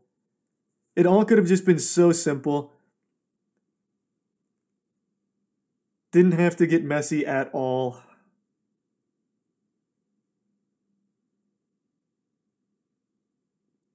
Does anyone have evidence of the communication with Nintendo itself, or is it just between the tournament organizers? Actually, what has Nintendo done during this whole thing? Yeah, so Smash World Tour does have the emails that transpired between them. Of course, they don't have the verbal communications. That, again, is going to fall into hearsay. But they are the only ones that actually have legitimate evidence of what Nintendo has done and what they have said. Everything else is just hearsay. And in Alan's statement, he makes a blatantly false claim that was provably wrong and proven wrong very quickly about it being like a gambit that may have never even wanted to happen. The hotel not even being booked. That is wrong. You cannot make a big lie like this in a statement where you're supposed to be very much a believable narrator, a trustworthy narrator. This lie is a huge red flag for the actual authenticity of the rest.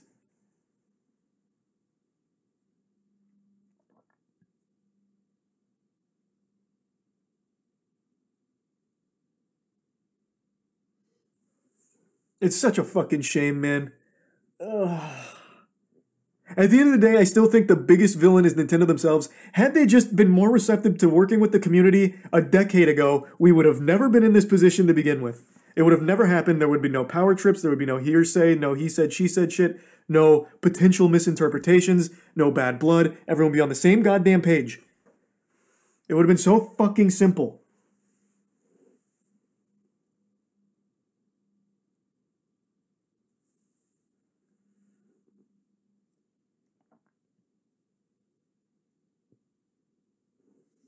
Thanks to the resub rat sack. Look at Slime's look at Slime's retweet. Let me see.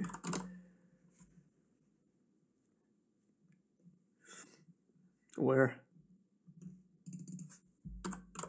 I don't see anything there that's pertinent to this.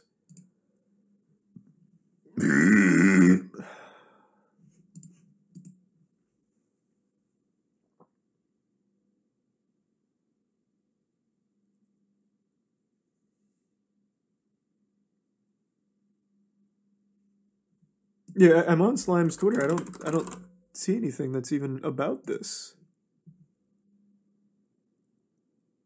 Oh, I don't know how I didn't see that. It was right under the pinned tweet. Here, I'll just pull it up on screen.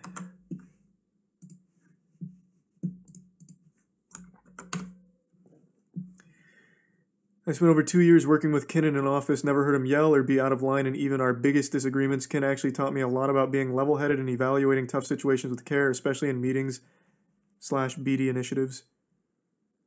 The amount of people coming out to defend Ken's character speaks volumes. Alan seems to be the only one with this view of Ken. No one else has come forward to corroborate Ken being an asshole. So that pokes doubt in that entire section. Because again, it's all just hearsay. Even the character witness statements are just them giving their own anecdotal proof.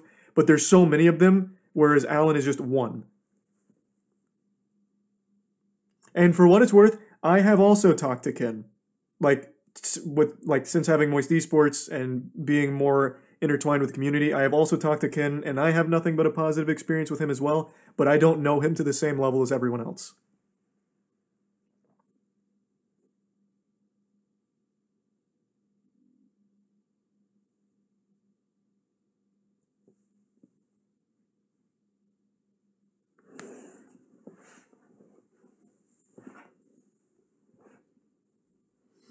As someone coming from the Dota community, Ken has been nothing but professional during his time. Yeah, that sounds about right.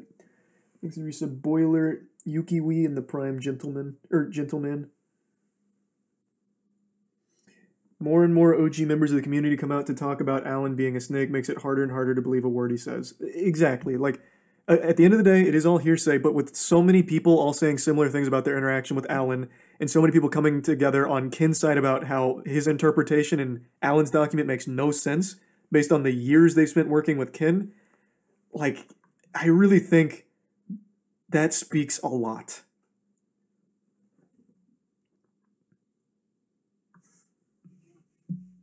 Kadoran just posted something. What'd Kadoran say?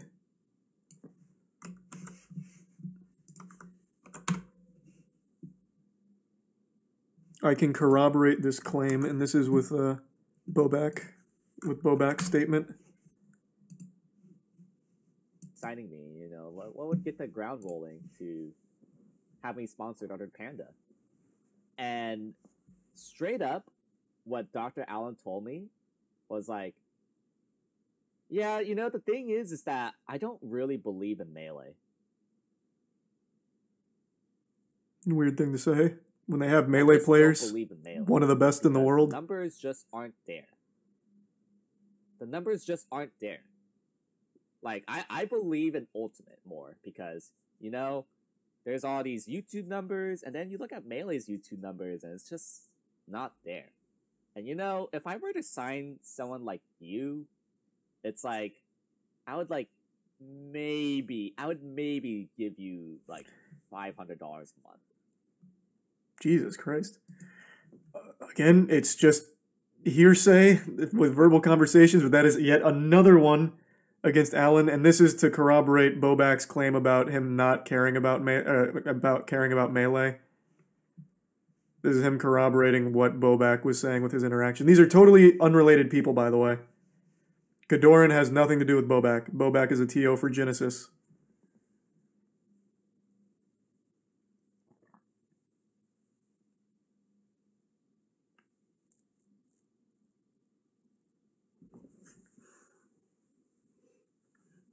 Yeah, I mean, this is a lot.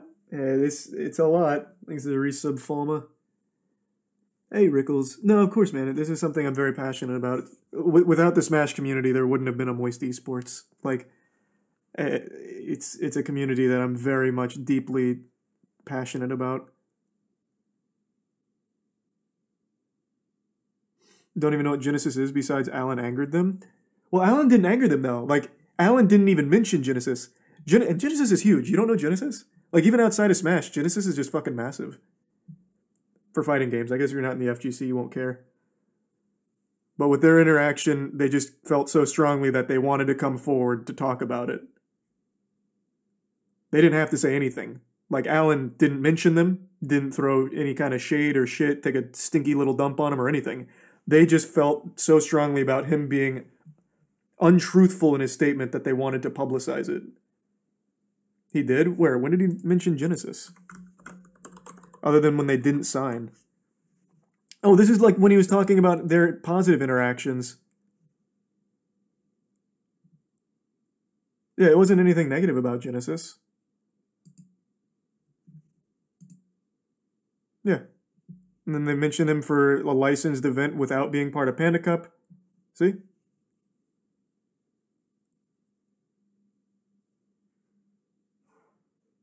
Oh, that was your point. He made them hate them so much that they came out against him, even with Alan being nice in his statement to them.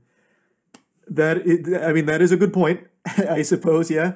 Alan used them as an example of a positive interaction, yet Genesis did not have a positive interaction with him. That's not how they viewed it. That is a fair point.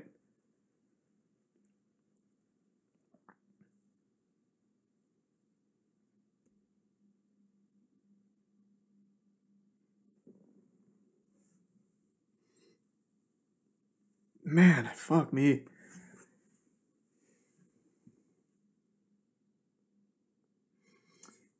The question now is, does Nintendo go full scorched earth on licensed events? Unlicensed events. I fucking hope not. In the most ideal of circumstances, this whole situation is a big scar on the Smash community, but it heals with Nintendo taking the first step saying, this is a mess. Boys, we done made a big ol' shit stain on these britches. But it has shown us the passion of the community and we want to work closely with other organizers. I don't see that happening. I certainly don't see it happening. But that would be the absolute optimal outcome.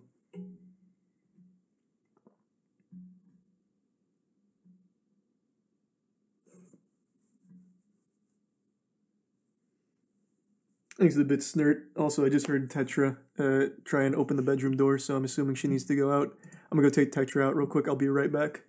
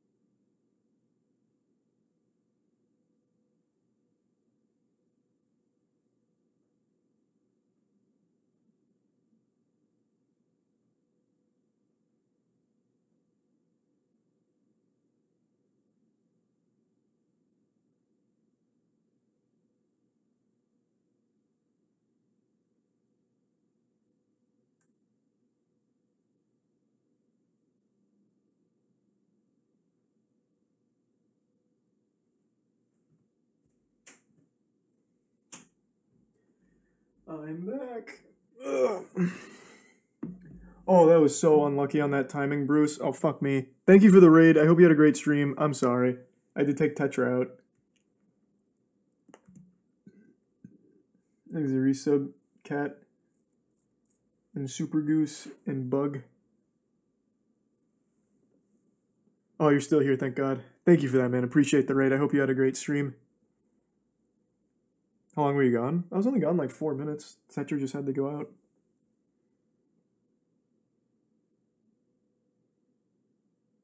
Is it Prime Koi?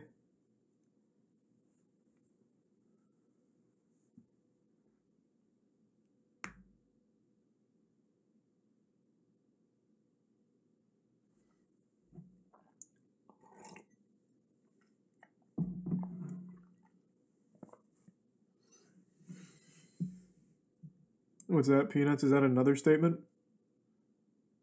Is it Prime Lucas? And Phantom?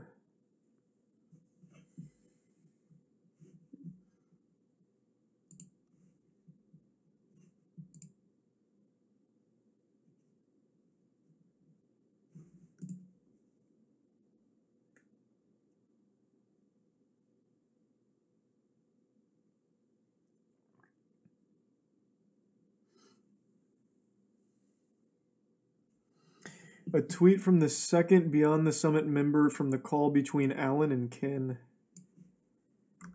Let's see.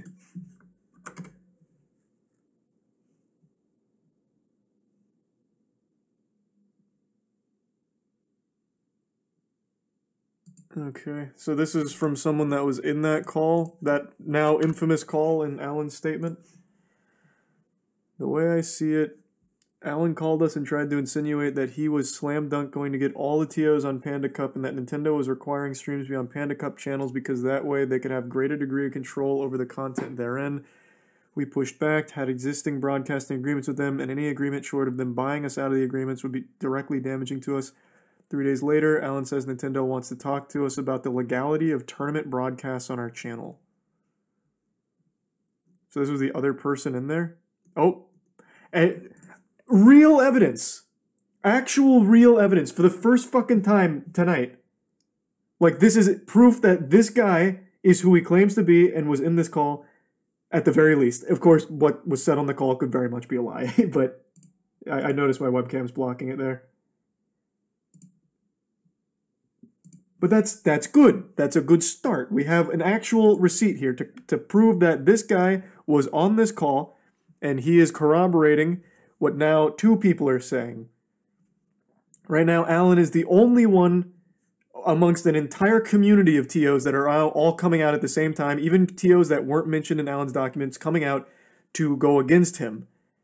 Even when they didn't have to, even when they had no horse in the race, they just all had a negative experience. This guy was on the call and is claiming that the threat of like getting Nintendo involved was a real thing that happened. That is now 2 people making the exact same claim from the same call. Like that feels pretty substantial. When it's hearsay on both sides, like that seems important.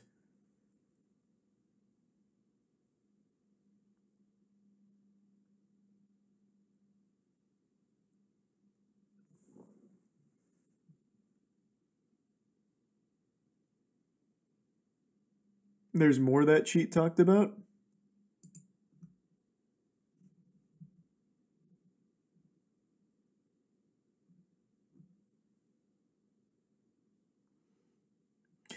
This, by the way, is something Nintendo walked back immediately. When Alan talks about concessions he made to the Panda Cup tournaments on this shit, it comes after Nintendo had calls with them, had calls with all your favorite tournaments and realized he was scaring the ever-loving fuck out of them. That is an interesting statement because that ties into something Smash World Tours briefly mentioned in their statement that Nintendo was having an internal investigation against Alan's behavior. That checks out with a statement made by Smash World Tour's initial statement.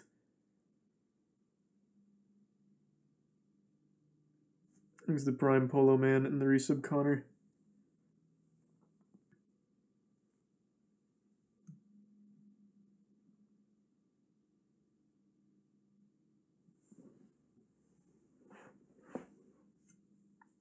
Thanks to the Prime Neptune.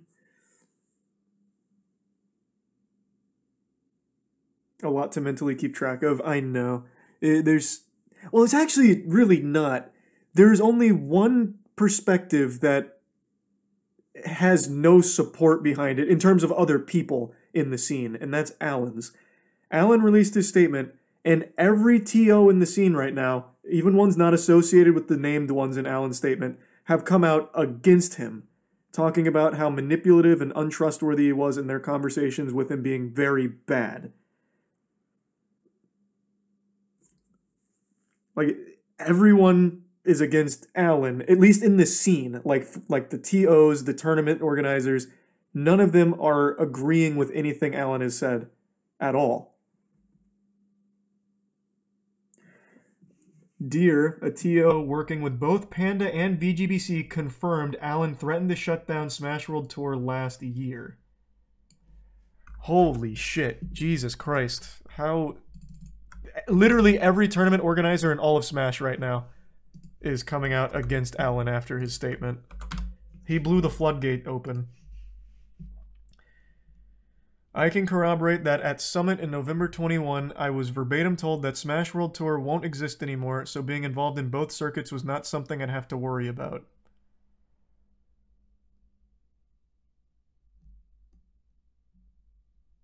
And this is someone that has worked with both Panda and what was it? Panda and VGBC?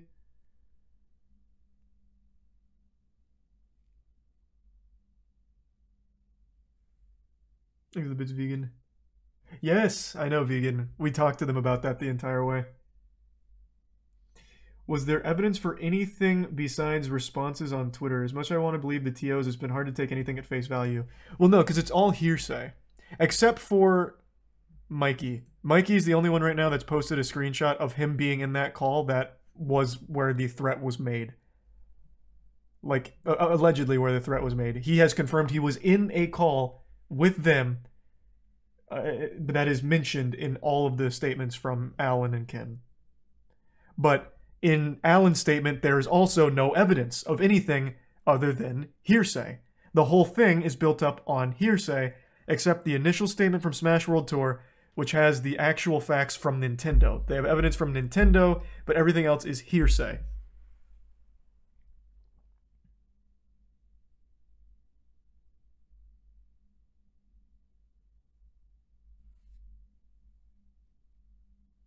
Did you see the Yeah, we already looked at Bobak's thread. Thanks for the 5 gift subs, Leos. Appreciate it, man. Just buy Panda shares and join both teams together. Yeah, I'll ask Lud if he wants to go 50-50 on buying Alan's shares, and then we'll be able to hopefully do something good with the Nintendo relationship.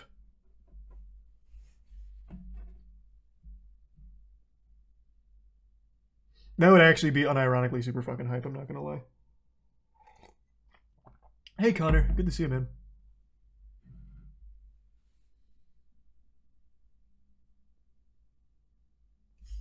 You're loving this, aren't you? Actually, not at all. I think this is the worst thing that could have happened to the Smash scene. I couldn't imagine a more disastrous...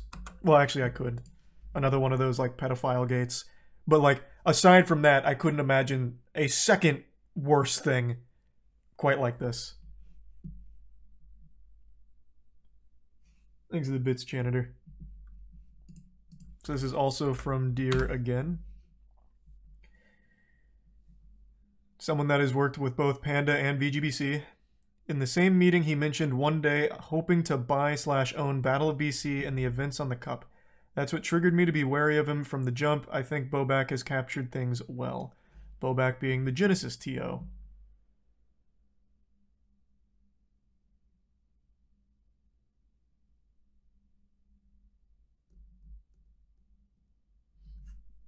Thanks to resub, Noah.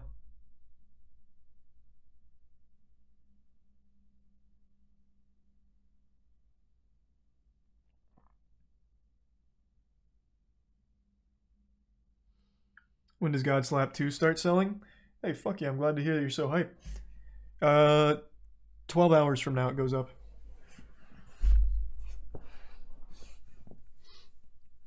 Deadass, you could save Smash by buying the Panda shares and using Nintendo Bridge for good. That, I mean, again, that'd be very expensive, on like, no doubt about that, and there's no telling if Panda or if Nintendo wants to even honor that relationship going forward. Because after all this, I think there's a very real chance they back out entirely and never come back. Which is why I think this whole situation is fucking terrible.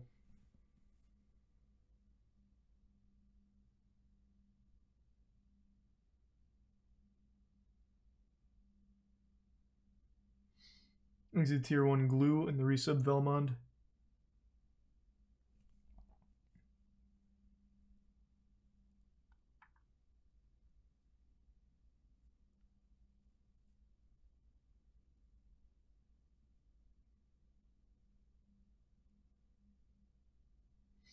I don't think why people think Nintendo are going to get involved. There's been more intense shit like the pedo stuff that they looked over.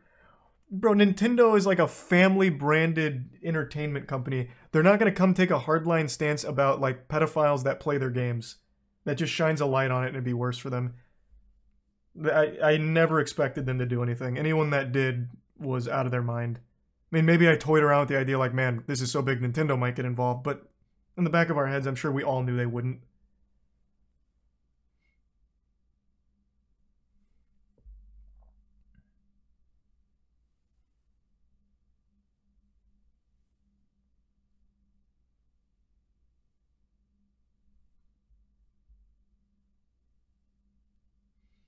Yeah, I already watched Kadoran's clip.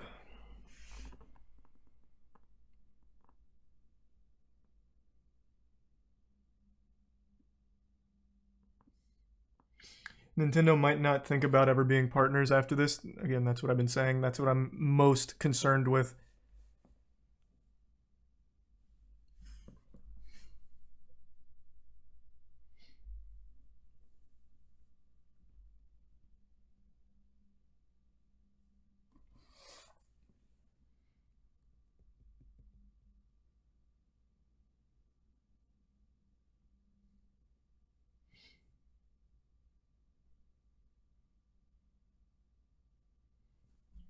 Only company that wants people to stop playing their games. I know.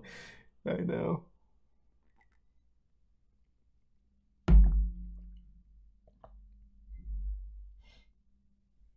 Nintendo partnerships has just been, hey, let us run ads at your tournament. They've never been invested in the Smash.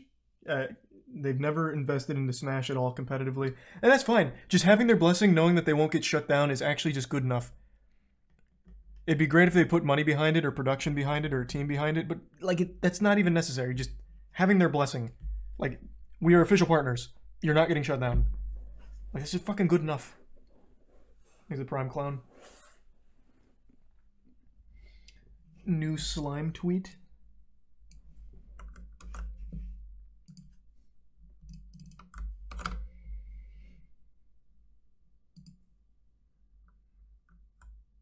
Okay. A week later, I had to walk the verbal offer back and say we're going with VGBC. We had discussions where Ken frankly but cordially said he was very disappointed and didn't like how negotiation was handled. That Ken is completely at odds with the Ken and Allen statement. Okay, so Slime is replying to TO from BT. Genesis. This was the head TO for Genesis. And he was coming out to defend Ken's character, saying that what Alan's saying about Ken makes no sense with the Ken that I've talked to. Even in the most heated of times, Ken had never done anything quite even close to the level that Alan said. And now this is Slime saying the same thing. I was in these meetings and can confirm we were bummed about the walk back, but didn't throw a hissy fit and ended up working with Genesis the next year.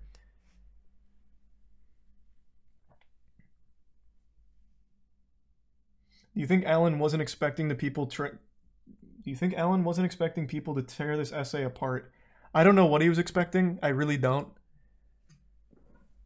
It's, again, if he put any level of real thought into it, he would not have published this. I think you can pick apart this however you want. At the end of the day, there's no evidence, like, even from everyone coming forward to defend the character of other people, there isn't evidence to corroborate that other than their own experience. Which there is an overwhelming amount of support for Ken, whom Alan calls out directly as being a piece of shit or the boogeyman doing all these horrible things, Everyone has come out to defend Kin. No one said anything quite like Alan or even close about Kin. And there's also been an overwhelming flood of people to come out to shit on Alan. People that weren't even named in this statement. People that Alan actually named as a positive experience have come out and said, actually, Alan was a terrible experience for us. We don't like him. He's a snake. But again, it's all hearsay. But there is one factually wrong statement that he makes that is a blatantly incorrect lie. And I just don't think that should be overlooked. You can feel however you want to feel about his claims and whatever about VGBC and BTS. That's all totally fine, because it's going to be up to you as an individual and how you feel about it. But he makes one just blatantly wrong lie about it not being booked, it never having existed, about how he believed that the Smash World Tour was a gambit that they may not have even planned on actually doing. He then says that they didn't have a block. That is wrong. You can go on the Marriott's website right now, which we already did, and they have an entire block called Smash World Tour Fans and Friends. It's just a lie.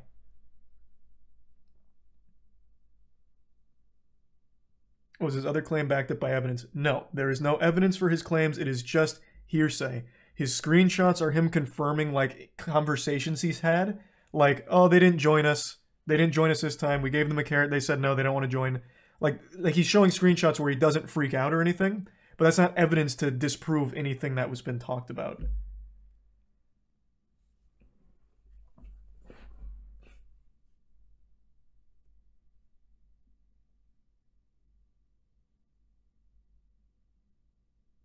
Don't forget he doesn't know LD apparently.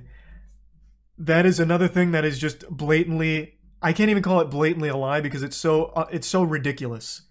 This just had to be some kind of brain fart. This is another thing in his statement that is just completely unbelievable that it would even be in here. He says he doesn't know who LD is, yet praises Beyond the Summit, which is LD's company, as one of the fucking key members of BTS since the beginning. He would know who LD is.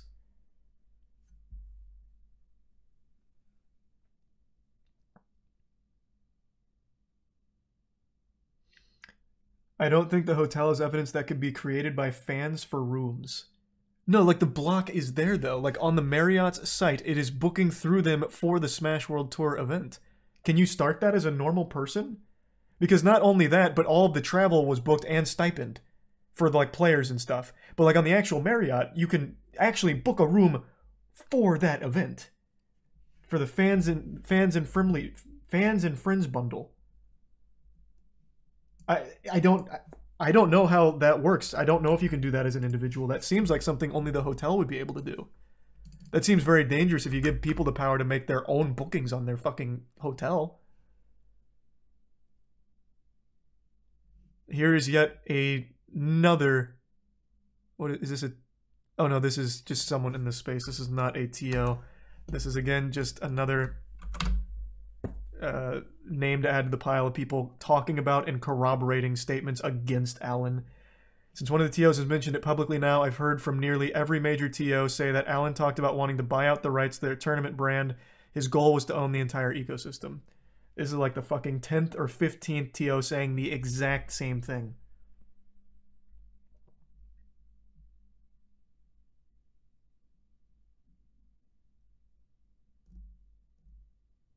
He's a prime Caleb.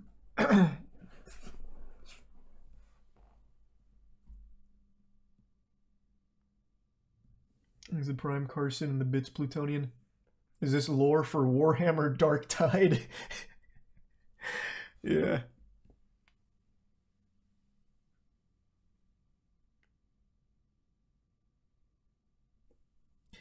I work in hotels. You have to go through the group desk department to make those kind of bookings. So it is like an official booking?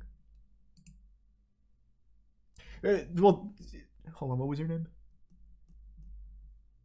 Jax. So, like, the Smash World Tour fans... Here, let me just pull it up. It'll be much easier.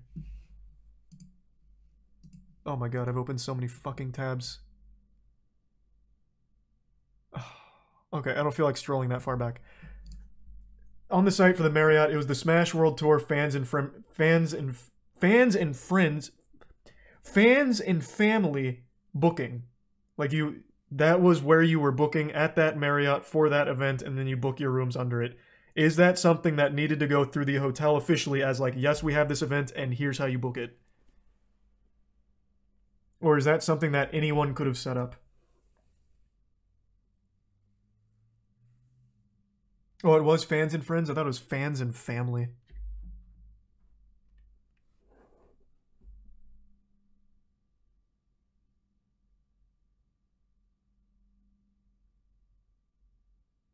Oh, here. Hold on, Jax. This. Thanks for the link, Silver. Yeah, this is what it is on the site, on the Marriott, for this event. Wait, why is it saying temporarily unable to display the information? You give me a dead link?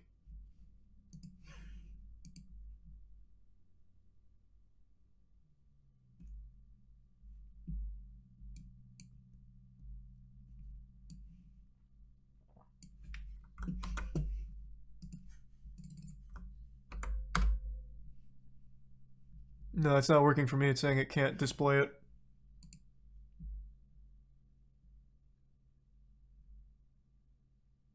I'd already pulled it up once on stream, so it's in the VOD. Voice crack. It's in the VOD regardless.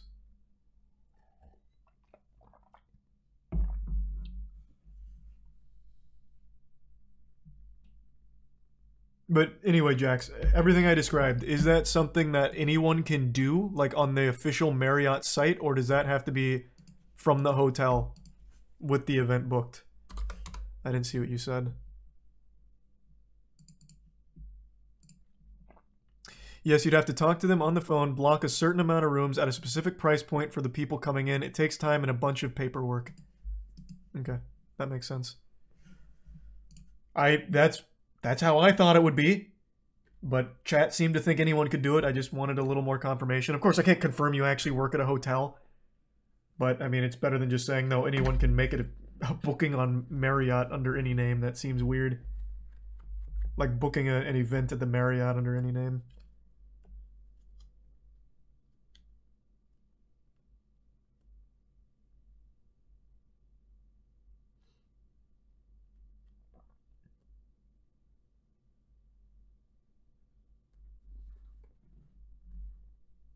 Plus, it also seems like a lot of work to have done in less than an hour. Thanks for the bits, Bob.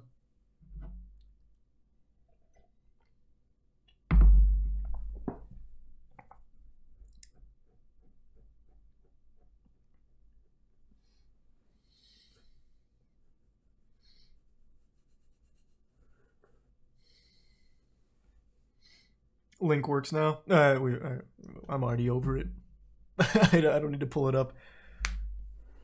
I got rejected twice. I already pulled it up once. Maybe he didn't lie. He was just misinformed. That's not like, but you can't be here. One of your first statements being a provable lie immediately casts doubt on the rest of your claims.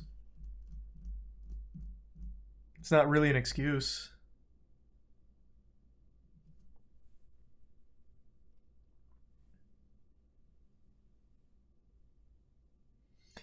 It says it was paid and booked back in November, so it wasn't even made recently. Huge.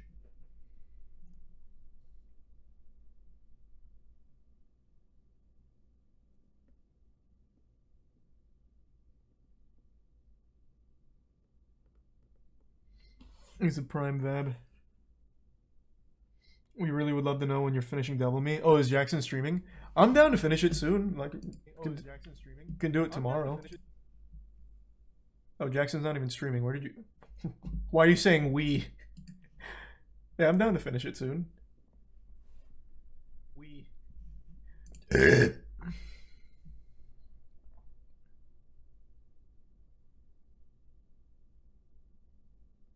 Why hasn't anything been done about Alan till now? Did Nintendo know about this and just not care? Well, I can tell you why they wouldn't do anything about it. Like, Ken even alludes to it here. It's just a disaster for the scene. Had all of this information about Alan come out, that's terrible for everybody.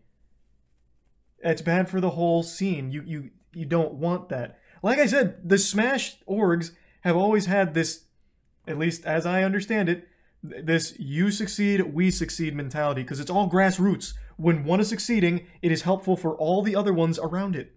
So you don't want to see one crash and burn because that hurts everybody around you. So of course they wouldn't want to come forward with some kind of like expose on Alan and him overstepping his line.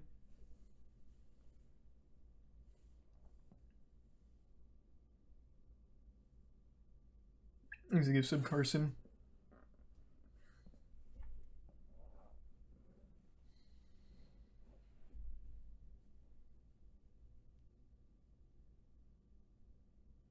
Main stage TOs ate well because of this though. Viewership was the same, man. The viewership was still at 40 to 50, well 40 to 60K ballpark, which is great viewership. But yeah, they got a lot more people to go to it that canceled Panda. That is true.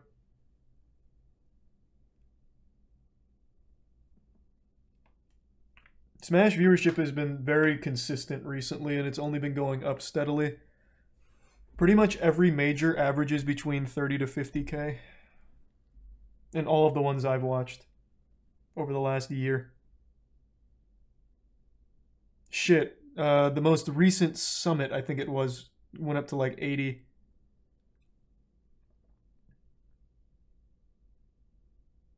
He's a tier 1 James.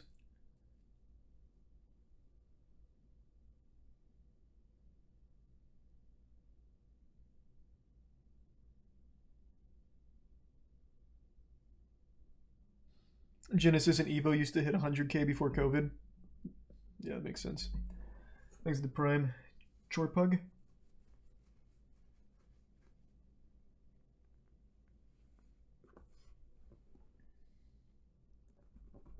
Thanks for some spooky.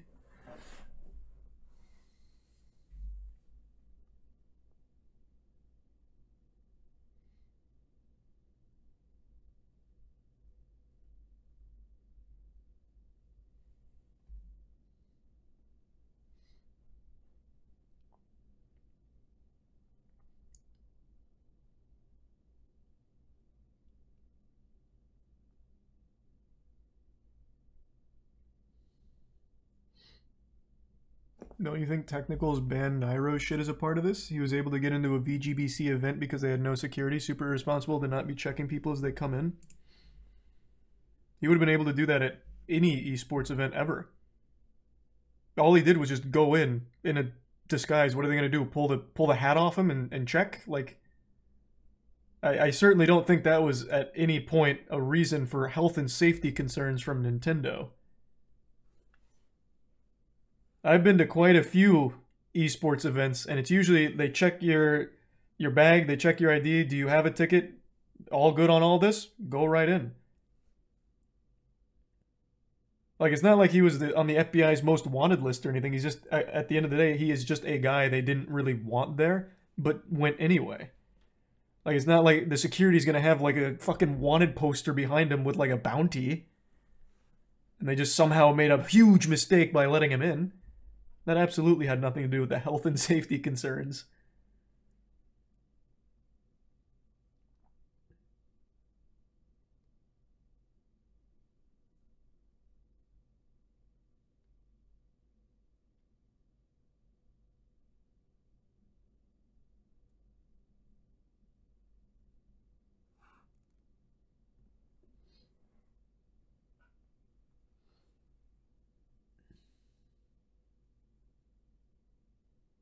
This is a tweet from a Panda employee. Is this a new one? Because we had one from earlier.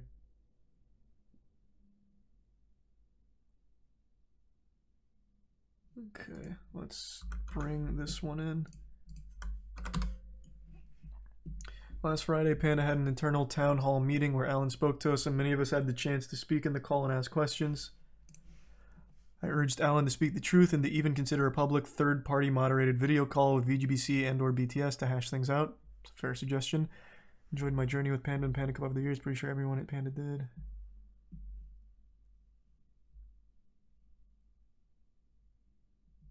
Oh, he's just talking about his time there. This isn't for or against Alan.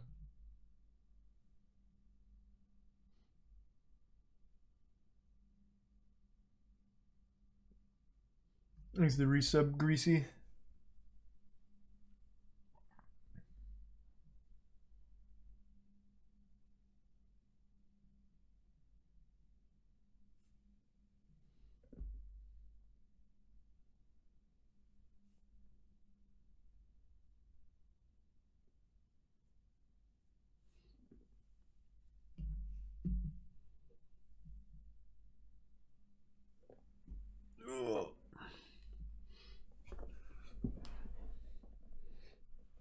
It seems like a lot of people just want to talk. Yeah, it feels like since all of this has happened and the lid's already been blown wide open, everyone's coming forward with their experience with Alan. And right now, every single one of them has been negative. And each one is corroborating the others, even from unrelated TOs. They're all sharing extremely similar experiences negatively about Alan. So far, there hasn't been any positive accounts of his character.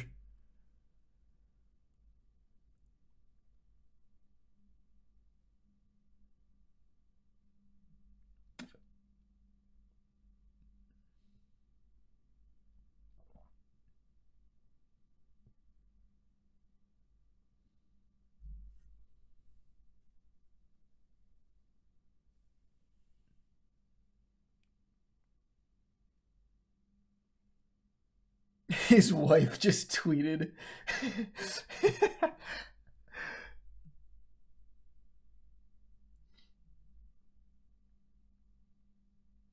Yeah, I already went through the Bowback thread. Supporting is a death sentence? No, not really. Like, I saw, I think it was Coney. Coney was like, I never really had any reason to believe Alan was anything other than nice. I had a good experience with him. That said, you know, terrible situation, and then talked about all of the people coming forward with their horrible accounts of him. Like, there's of course going to be people that had good experiences with him. There absolutely will be. But those people are not the TOs, the people that he was directly communicating with in like a business capacity. Here's the prime bread in Sinta, or Sinta.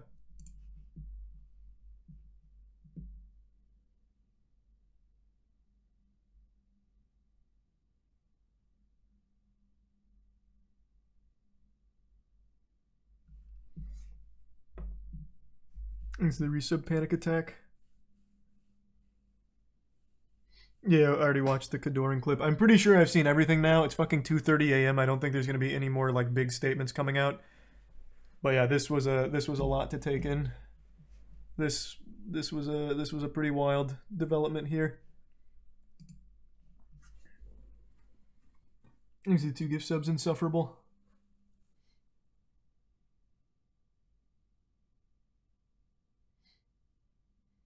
Emphasize not to attack the players or staff. Oh, I actually haven't seen any of that happening.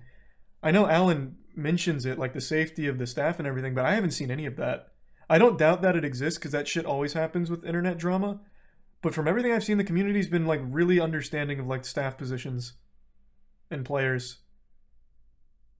But maybe I've just not seen it. But yeah, I think that should always go without saying.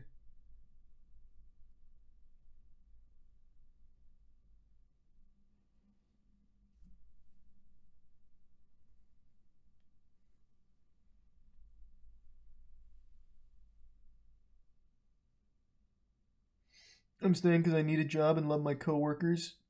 Well, yeah, of course, man. Yeah.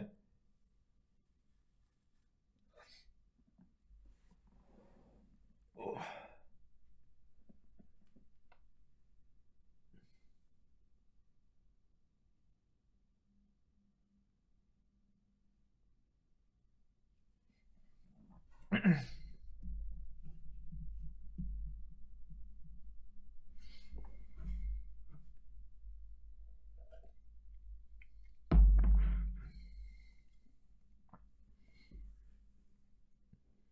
Are you glad you started the esports Moist before this shit? I'm glad I started in general, yeah.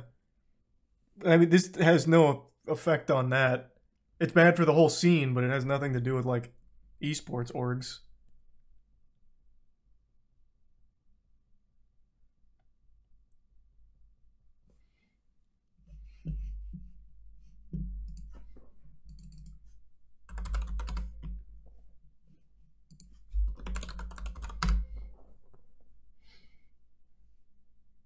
DC One Punch Man will be animated by Mappa. That was fake.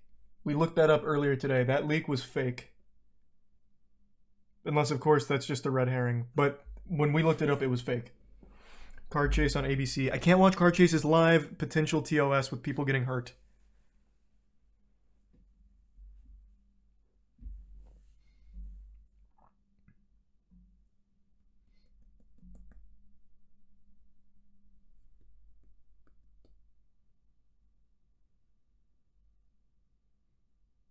Everyone else does it? Yeah, and Hassan just got banned for doing what everyone else did with watching a Ye interview, so I'm not taking any chances. I love police chases, but I'm not watching one live. I'll watch a police chase after the fact.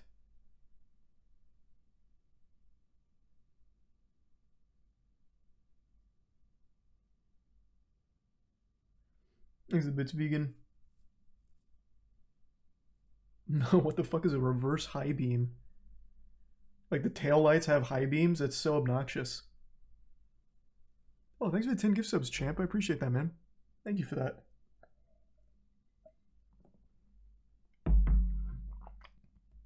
Thanks for the resub, Ian.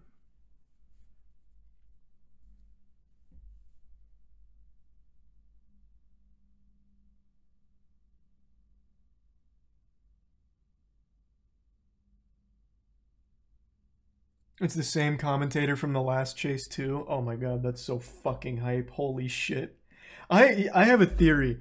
We're getting so many police chases in such a short amount of time. I think that last one that went viral with the Grand Theft Auto stealing cars and going crazy, I think they saw the ratings and the response from that, and now, what was that, the SoCal Police Department? I think it was SoCal.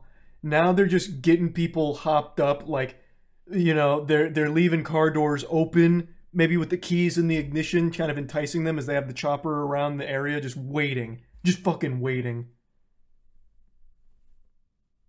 Just keep farming content out of it.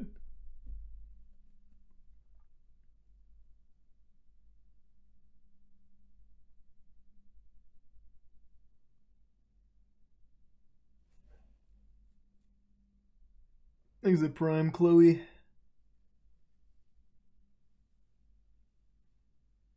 Isn't that just called a bait car? Oh, true, yeah, I guess they used to have that bait car shit.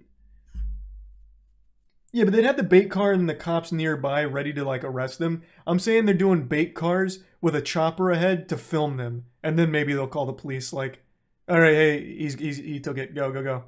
But don't chase him too much. We want this to last.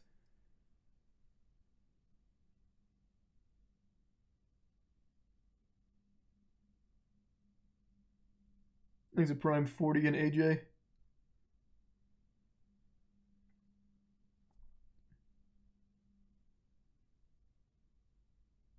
And the Prime Ducket.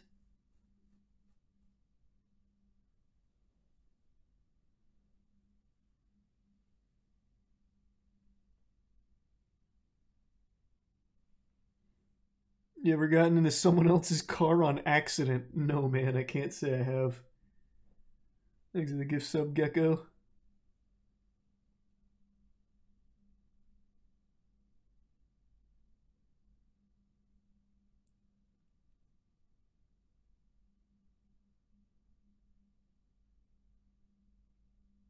Did you see the police chase last night where the guy drove into the Angels Stadium? What? Was that the 3-hour chase? Ooh, thank you for the 10 gift subs, Morgoth. Thank you for that. Really appreciate it. And the resub waffle. No, this is just a solo guy.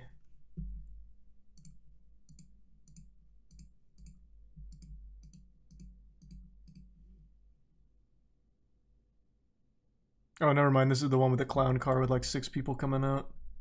When did he drive into Angel Stadium? Into the stadium. Going into the stadium, bottoming out as he makes his way through the ticket booths at Angel Stadium. Okay, what the fuck? I didn't know it was like that. To the stadium. Going into the stadium, bottoming out as he makes his way through the ticket booths at Angel Stadium. Check this guy out. Yeah, this is the same guy. Now very dark in that parking lot. Fortunately, he's got his headlights on, but you saw he bottomed out there, sparks flying as he fled through the ticket booth, and he is now well into the parking lot, about to go around Angel Stadium. Coming around home. Why, though? Continuing south. What was the plan? And what are we going to do here? Some donuts in the parking lot?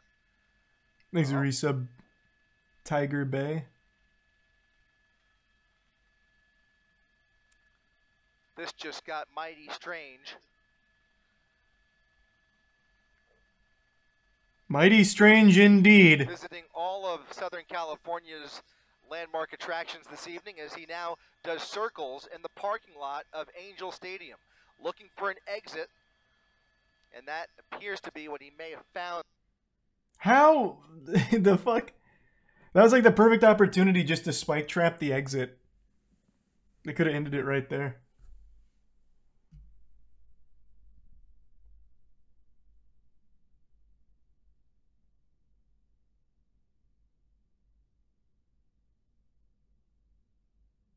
Big House tweeted.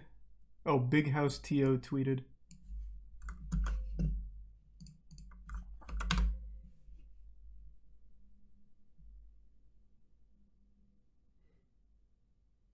Okay, so this is the first TO that had a positive experience so far working. Well, he doesn't name Alan. He's saying with Panda.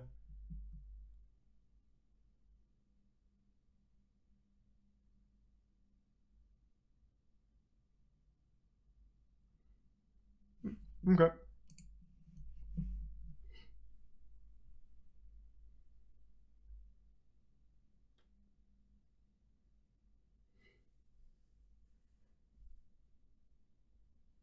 Weird because that chase was muted on YouTube. Was it really? That's a shame.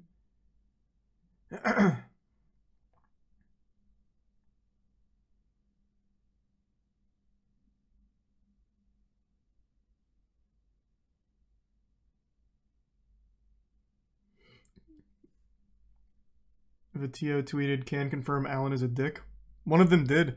Genesis TO Bobak, his literal first statement is, Alan is a snake. Every time he talked, all I heard was the snake talk from Harry Potter. Like, he literally did just that. And he was completely unassociated with everything that's unfolded. He's the TO for Genesis. This is the first, like, positive...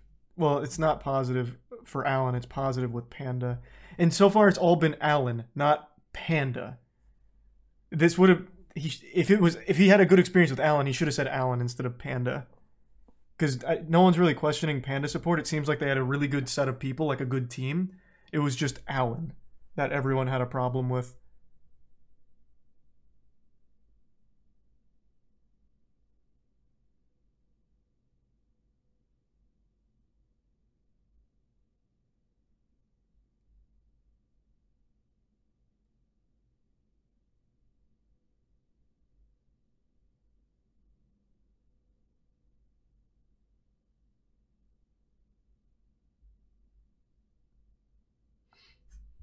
Yeah, I know, Ray.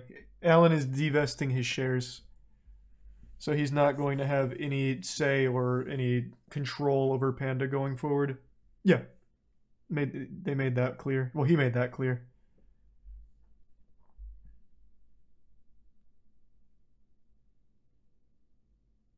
Which is definitely the right call if Panda's to have a future in the scene.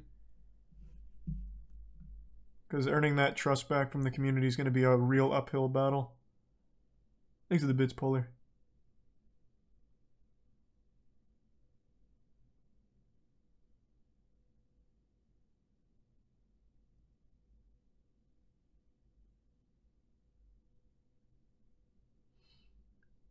Did Alan quit the FGC in general? It seems that way, yeah. But he also started by saying, like, he doesn't care or whatever. I don't know, it was a pretty aggressive opening, or somewhere.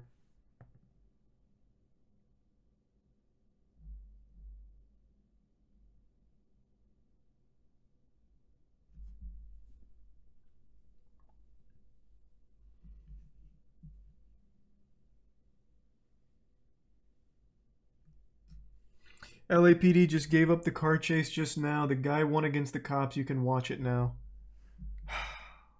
I'm going to tune in for just 1 second. If I see anything sketchy, I'm immediately backing out. You said it's ABC 7? Fuck. Alright, fine. Oh, it's the boy wonder. The police chase commentating expert is back. Valley left before he ends up in the New Hall Pass. And so I suspect how did he escape? Gradually. But in this case, really capable of much. But he is certainly pushing it here now, almost coming close with that cross traffic there. He's on a Jesus, this has already been going for 30 minutes. That does not have a name, but he is just about a block south or half block south of DeSoto Avenue. To give you an idea of where we are, you can see the helicopter. I feel like with all these police chases in SoCal, I know the area better than my own city.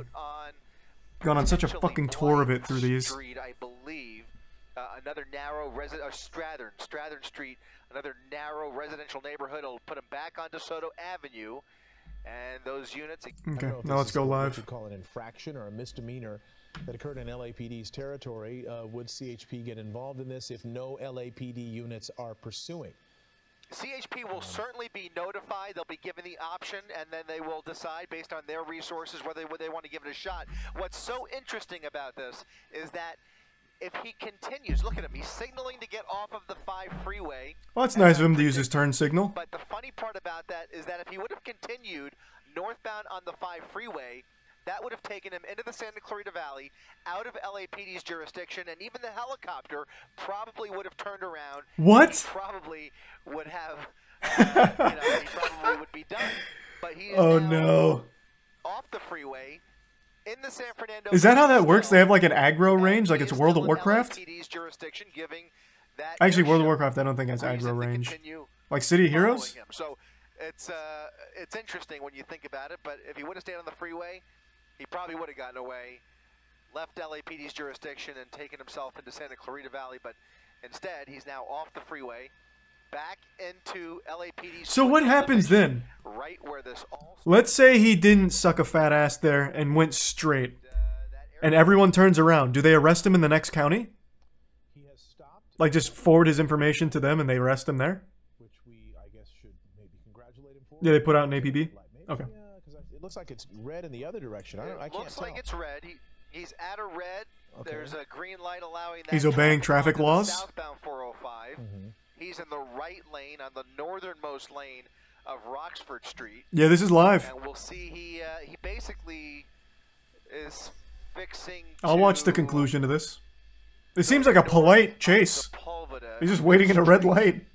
He could either go He's in no rush. north on Sepulveda, or he could pull in front of all of those 2 white cars and end up back on the freeway. But I don't think he's going to do that. He looks like he's on the path towards Sepulveda. There's no right turn he can make here.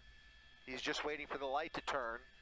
And we'll see what he does here. Crawling through the intersection and going with those traffic. He's listening to the broadcast. He's listening to the broadcast. He heard the secret. He heard the cheat code of going back up here and getting to the next county. He heard. He's listening. He is now entering their jurisdiction. So CHP is going to have some fun with this. Oh, no, wait, I misunderstood. He's going the wrong way. What this guy is up to. I thought this was going all the way around. They've got a couple of patrol cars ready to engage if the go-ahead is given, and they have a wide open, empty freeway to either put this into a pursuit mode once again, or just track his movements and follow him to his final destination. So, not what you would have thought, and in fact, I'm a little bit surprised that CHP took the bait, but took the bait? What do you mean? Resources, and they did, it's fucking 3 a.m. Why in the world not? They just want to drive fast for a little bit. I get it. Southbound, they're like, fuck it, boys, let's punch it. Southbound 405, Mark. All right. Well, you know what? When they know about a crime, they have a duty to investigate, and that is what's at play here. And you never know. If they pit maneuver this guy, I'm gonna have to back out immediately because this is a high-speed pit maneuver, a huge chance for injury. Can't stream that. To cover up a felony. as an attempt to evade detection on something that this person has done that would be much, much, much more serious. We don't know. That's exactly. Neither Ooh, does- Oh! look at that. Was that? Yeah. Okay, he just got okay, off. so he got off. The 2 continued, but he still has. That's He's still a got black one and back. white. Yeah, he's got one straggler on him CHP still. unit right behind him as he gets off. I love how impressed the commentator gets. And that's interesting. That's really interesting. Well, you're so right, Mark. You know, it could be a very minor crime, or it could be a very, very serious crime. We just don't know, and so that's reason enough to follow this through, especially considering that they have the available resources to do so. So here you have. They're not doing anything else right now. It's late. If we widen that a little bit, is there anybody else, Rob, behind him? Just the one. So that's interesting. Just the one black and white. Former esports caster. Yeah. LAPD airship overhead, now westbound on Rinaldi. Right, and we should point out the CHP unit is not in pursuit mode here. You don't see any red lights. You don't see or any Good point. indication that he has lit up this car. He's just following behind him, and right now he's on surface streets, which is not. God, I have to his, pee so bad. Can you stop at a red light again real quick so I have a minute? Operation. Call a timeout. So if My he does, hunch, go ahead. so here's what we're looking at here.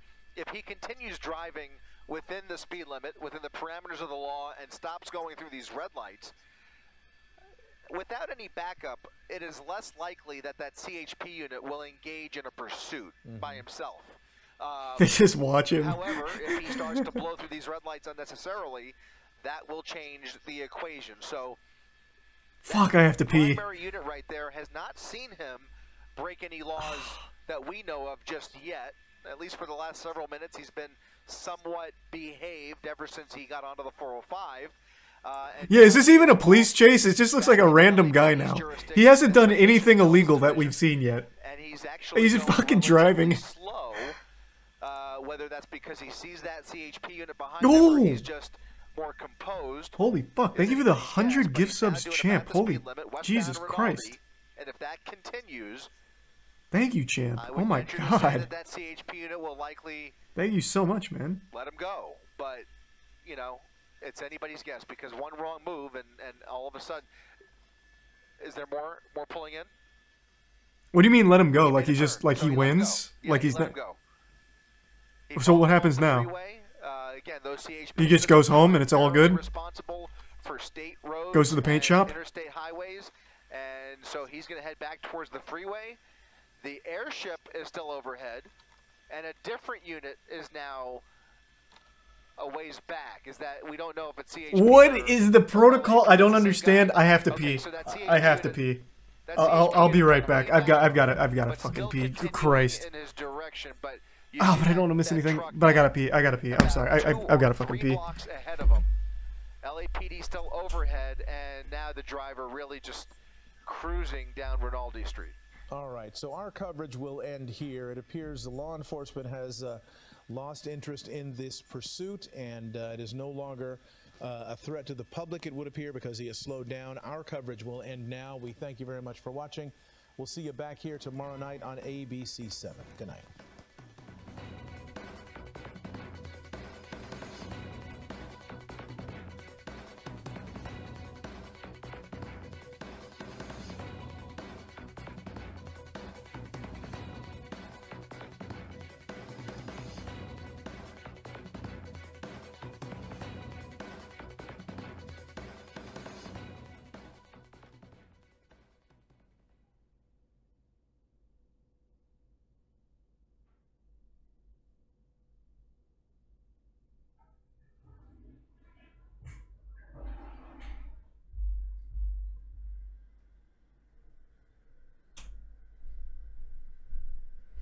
Alright, I'm back.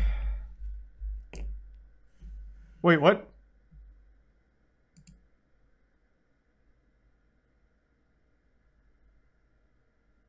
What just happened? Did he deploy an EMP? What's going on?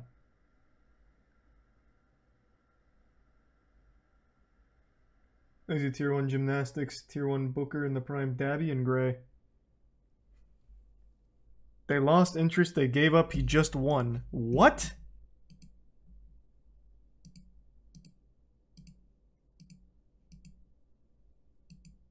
Oh wait, this is the wrong thing.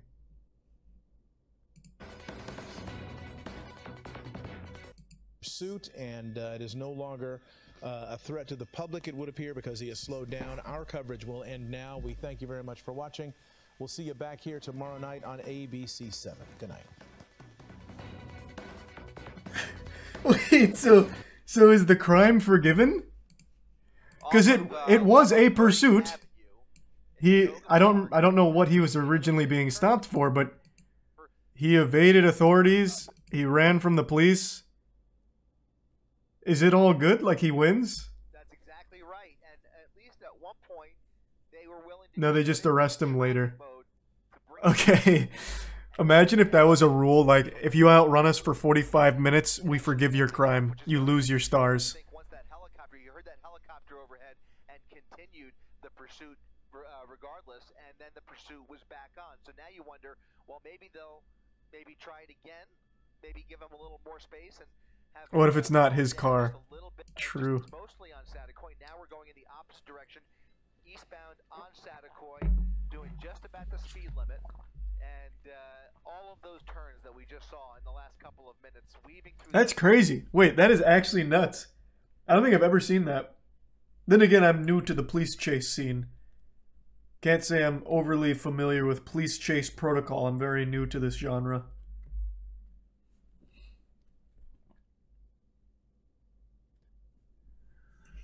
Yeah, that's what I was thinking. Like, if they just plan on arresting him later, like they deem he's not a threat anymore due to the obeying road rules, like, if they plan to get him later, that assumes that he's in his own car. That could be a stolen car. It could be fake plates. That seems like an interesting protocol.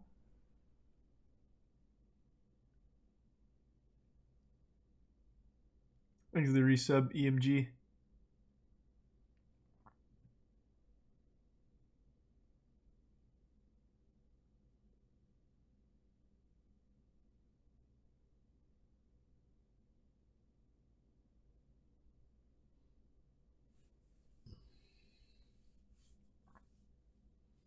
We saw his face on the news. I guess, true, yeah.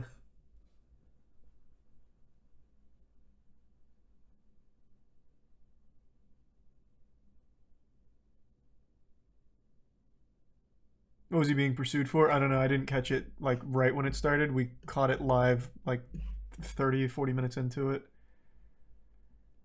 So, yeah, I don't know.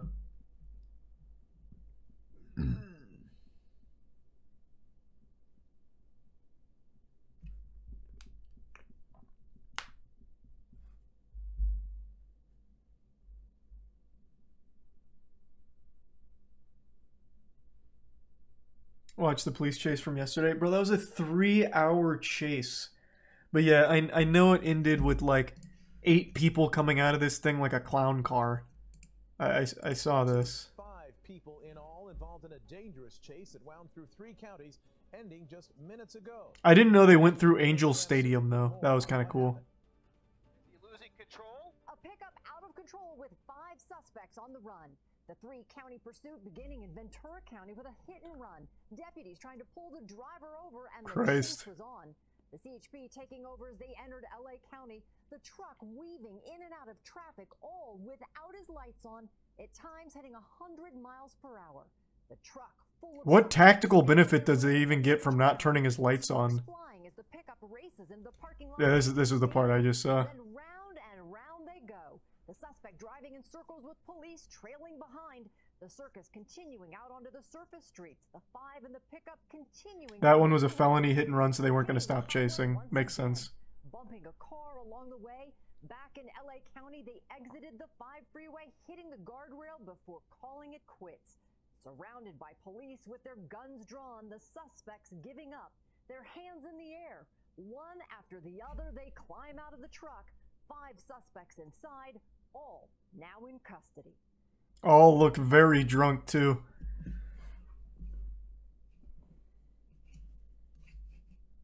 Nice.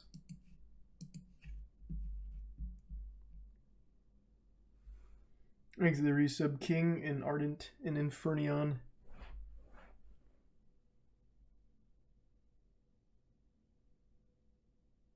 I know 2 of the people in that chase. No shot, you know 2 of the people in that chase. I don't believe you. Thanks, you said Beastie. That'd be crazy if you did, though. Imagine.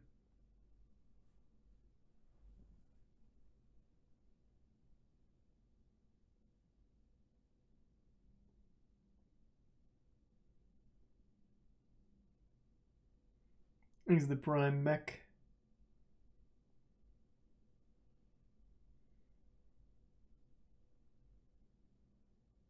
Thanks, the resub Avery.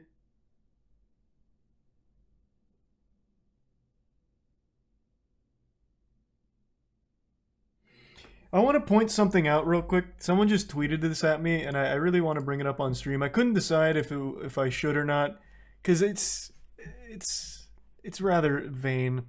No one ever gives me credit for how goddamn accurate I am in predicting things. Check this out. I even forgot I did this. Do I think there'll be an apology video? No. I don't know Alan super well. My guess, though, based on this behavior, he's going to come out with something like the truth, or it's time you know what really happened. And then Alan's statement, the truth. Like, no one ever gives me the credit I deserve for predicting shit.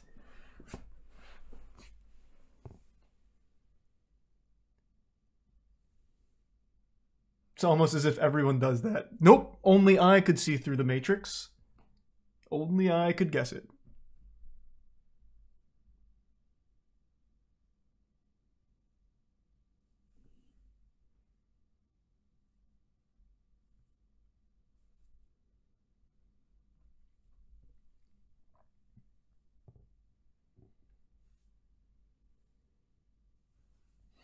I guessed it 10 years ago, though.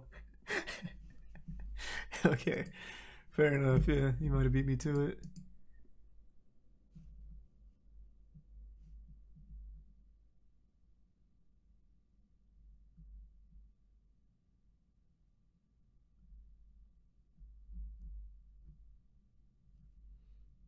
Thanks the resub Joe, Corpse in the Prime Amber, and Epic in the resub Avery. Alright, I think I'm gonna go to bed now after that live Police Chase we got to check out. Alright everyone, thanks for tuning in. All the new subs, welcome aboard. Sub means a lot, thanks for subbing. We'll pick up more Warhammer Dark Tide pretty soon. It was pretty fun so far, so I'll definitely play more. Have a great night everyone, and thanks again. I will see you tomorrow. Ooh, Jesus Christ, thank you for the 10 gift subs. Ape shit, thank you for the generosity. Have a great night, and thanks again.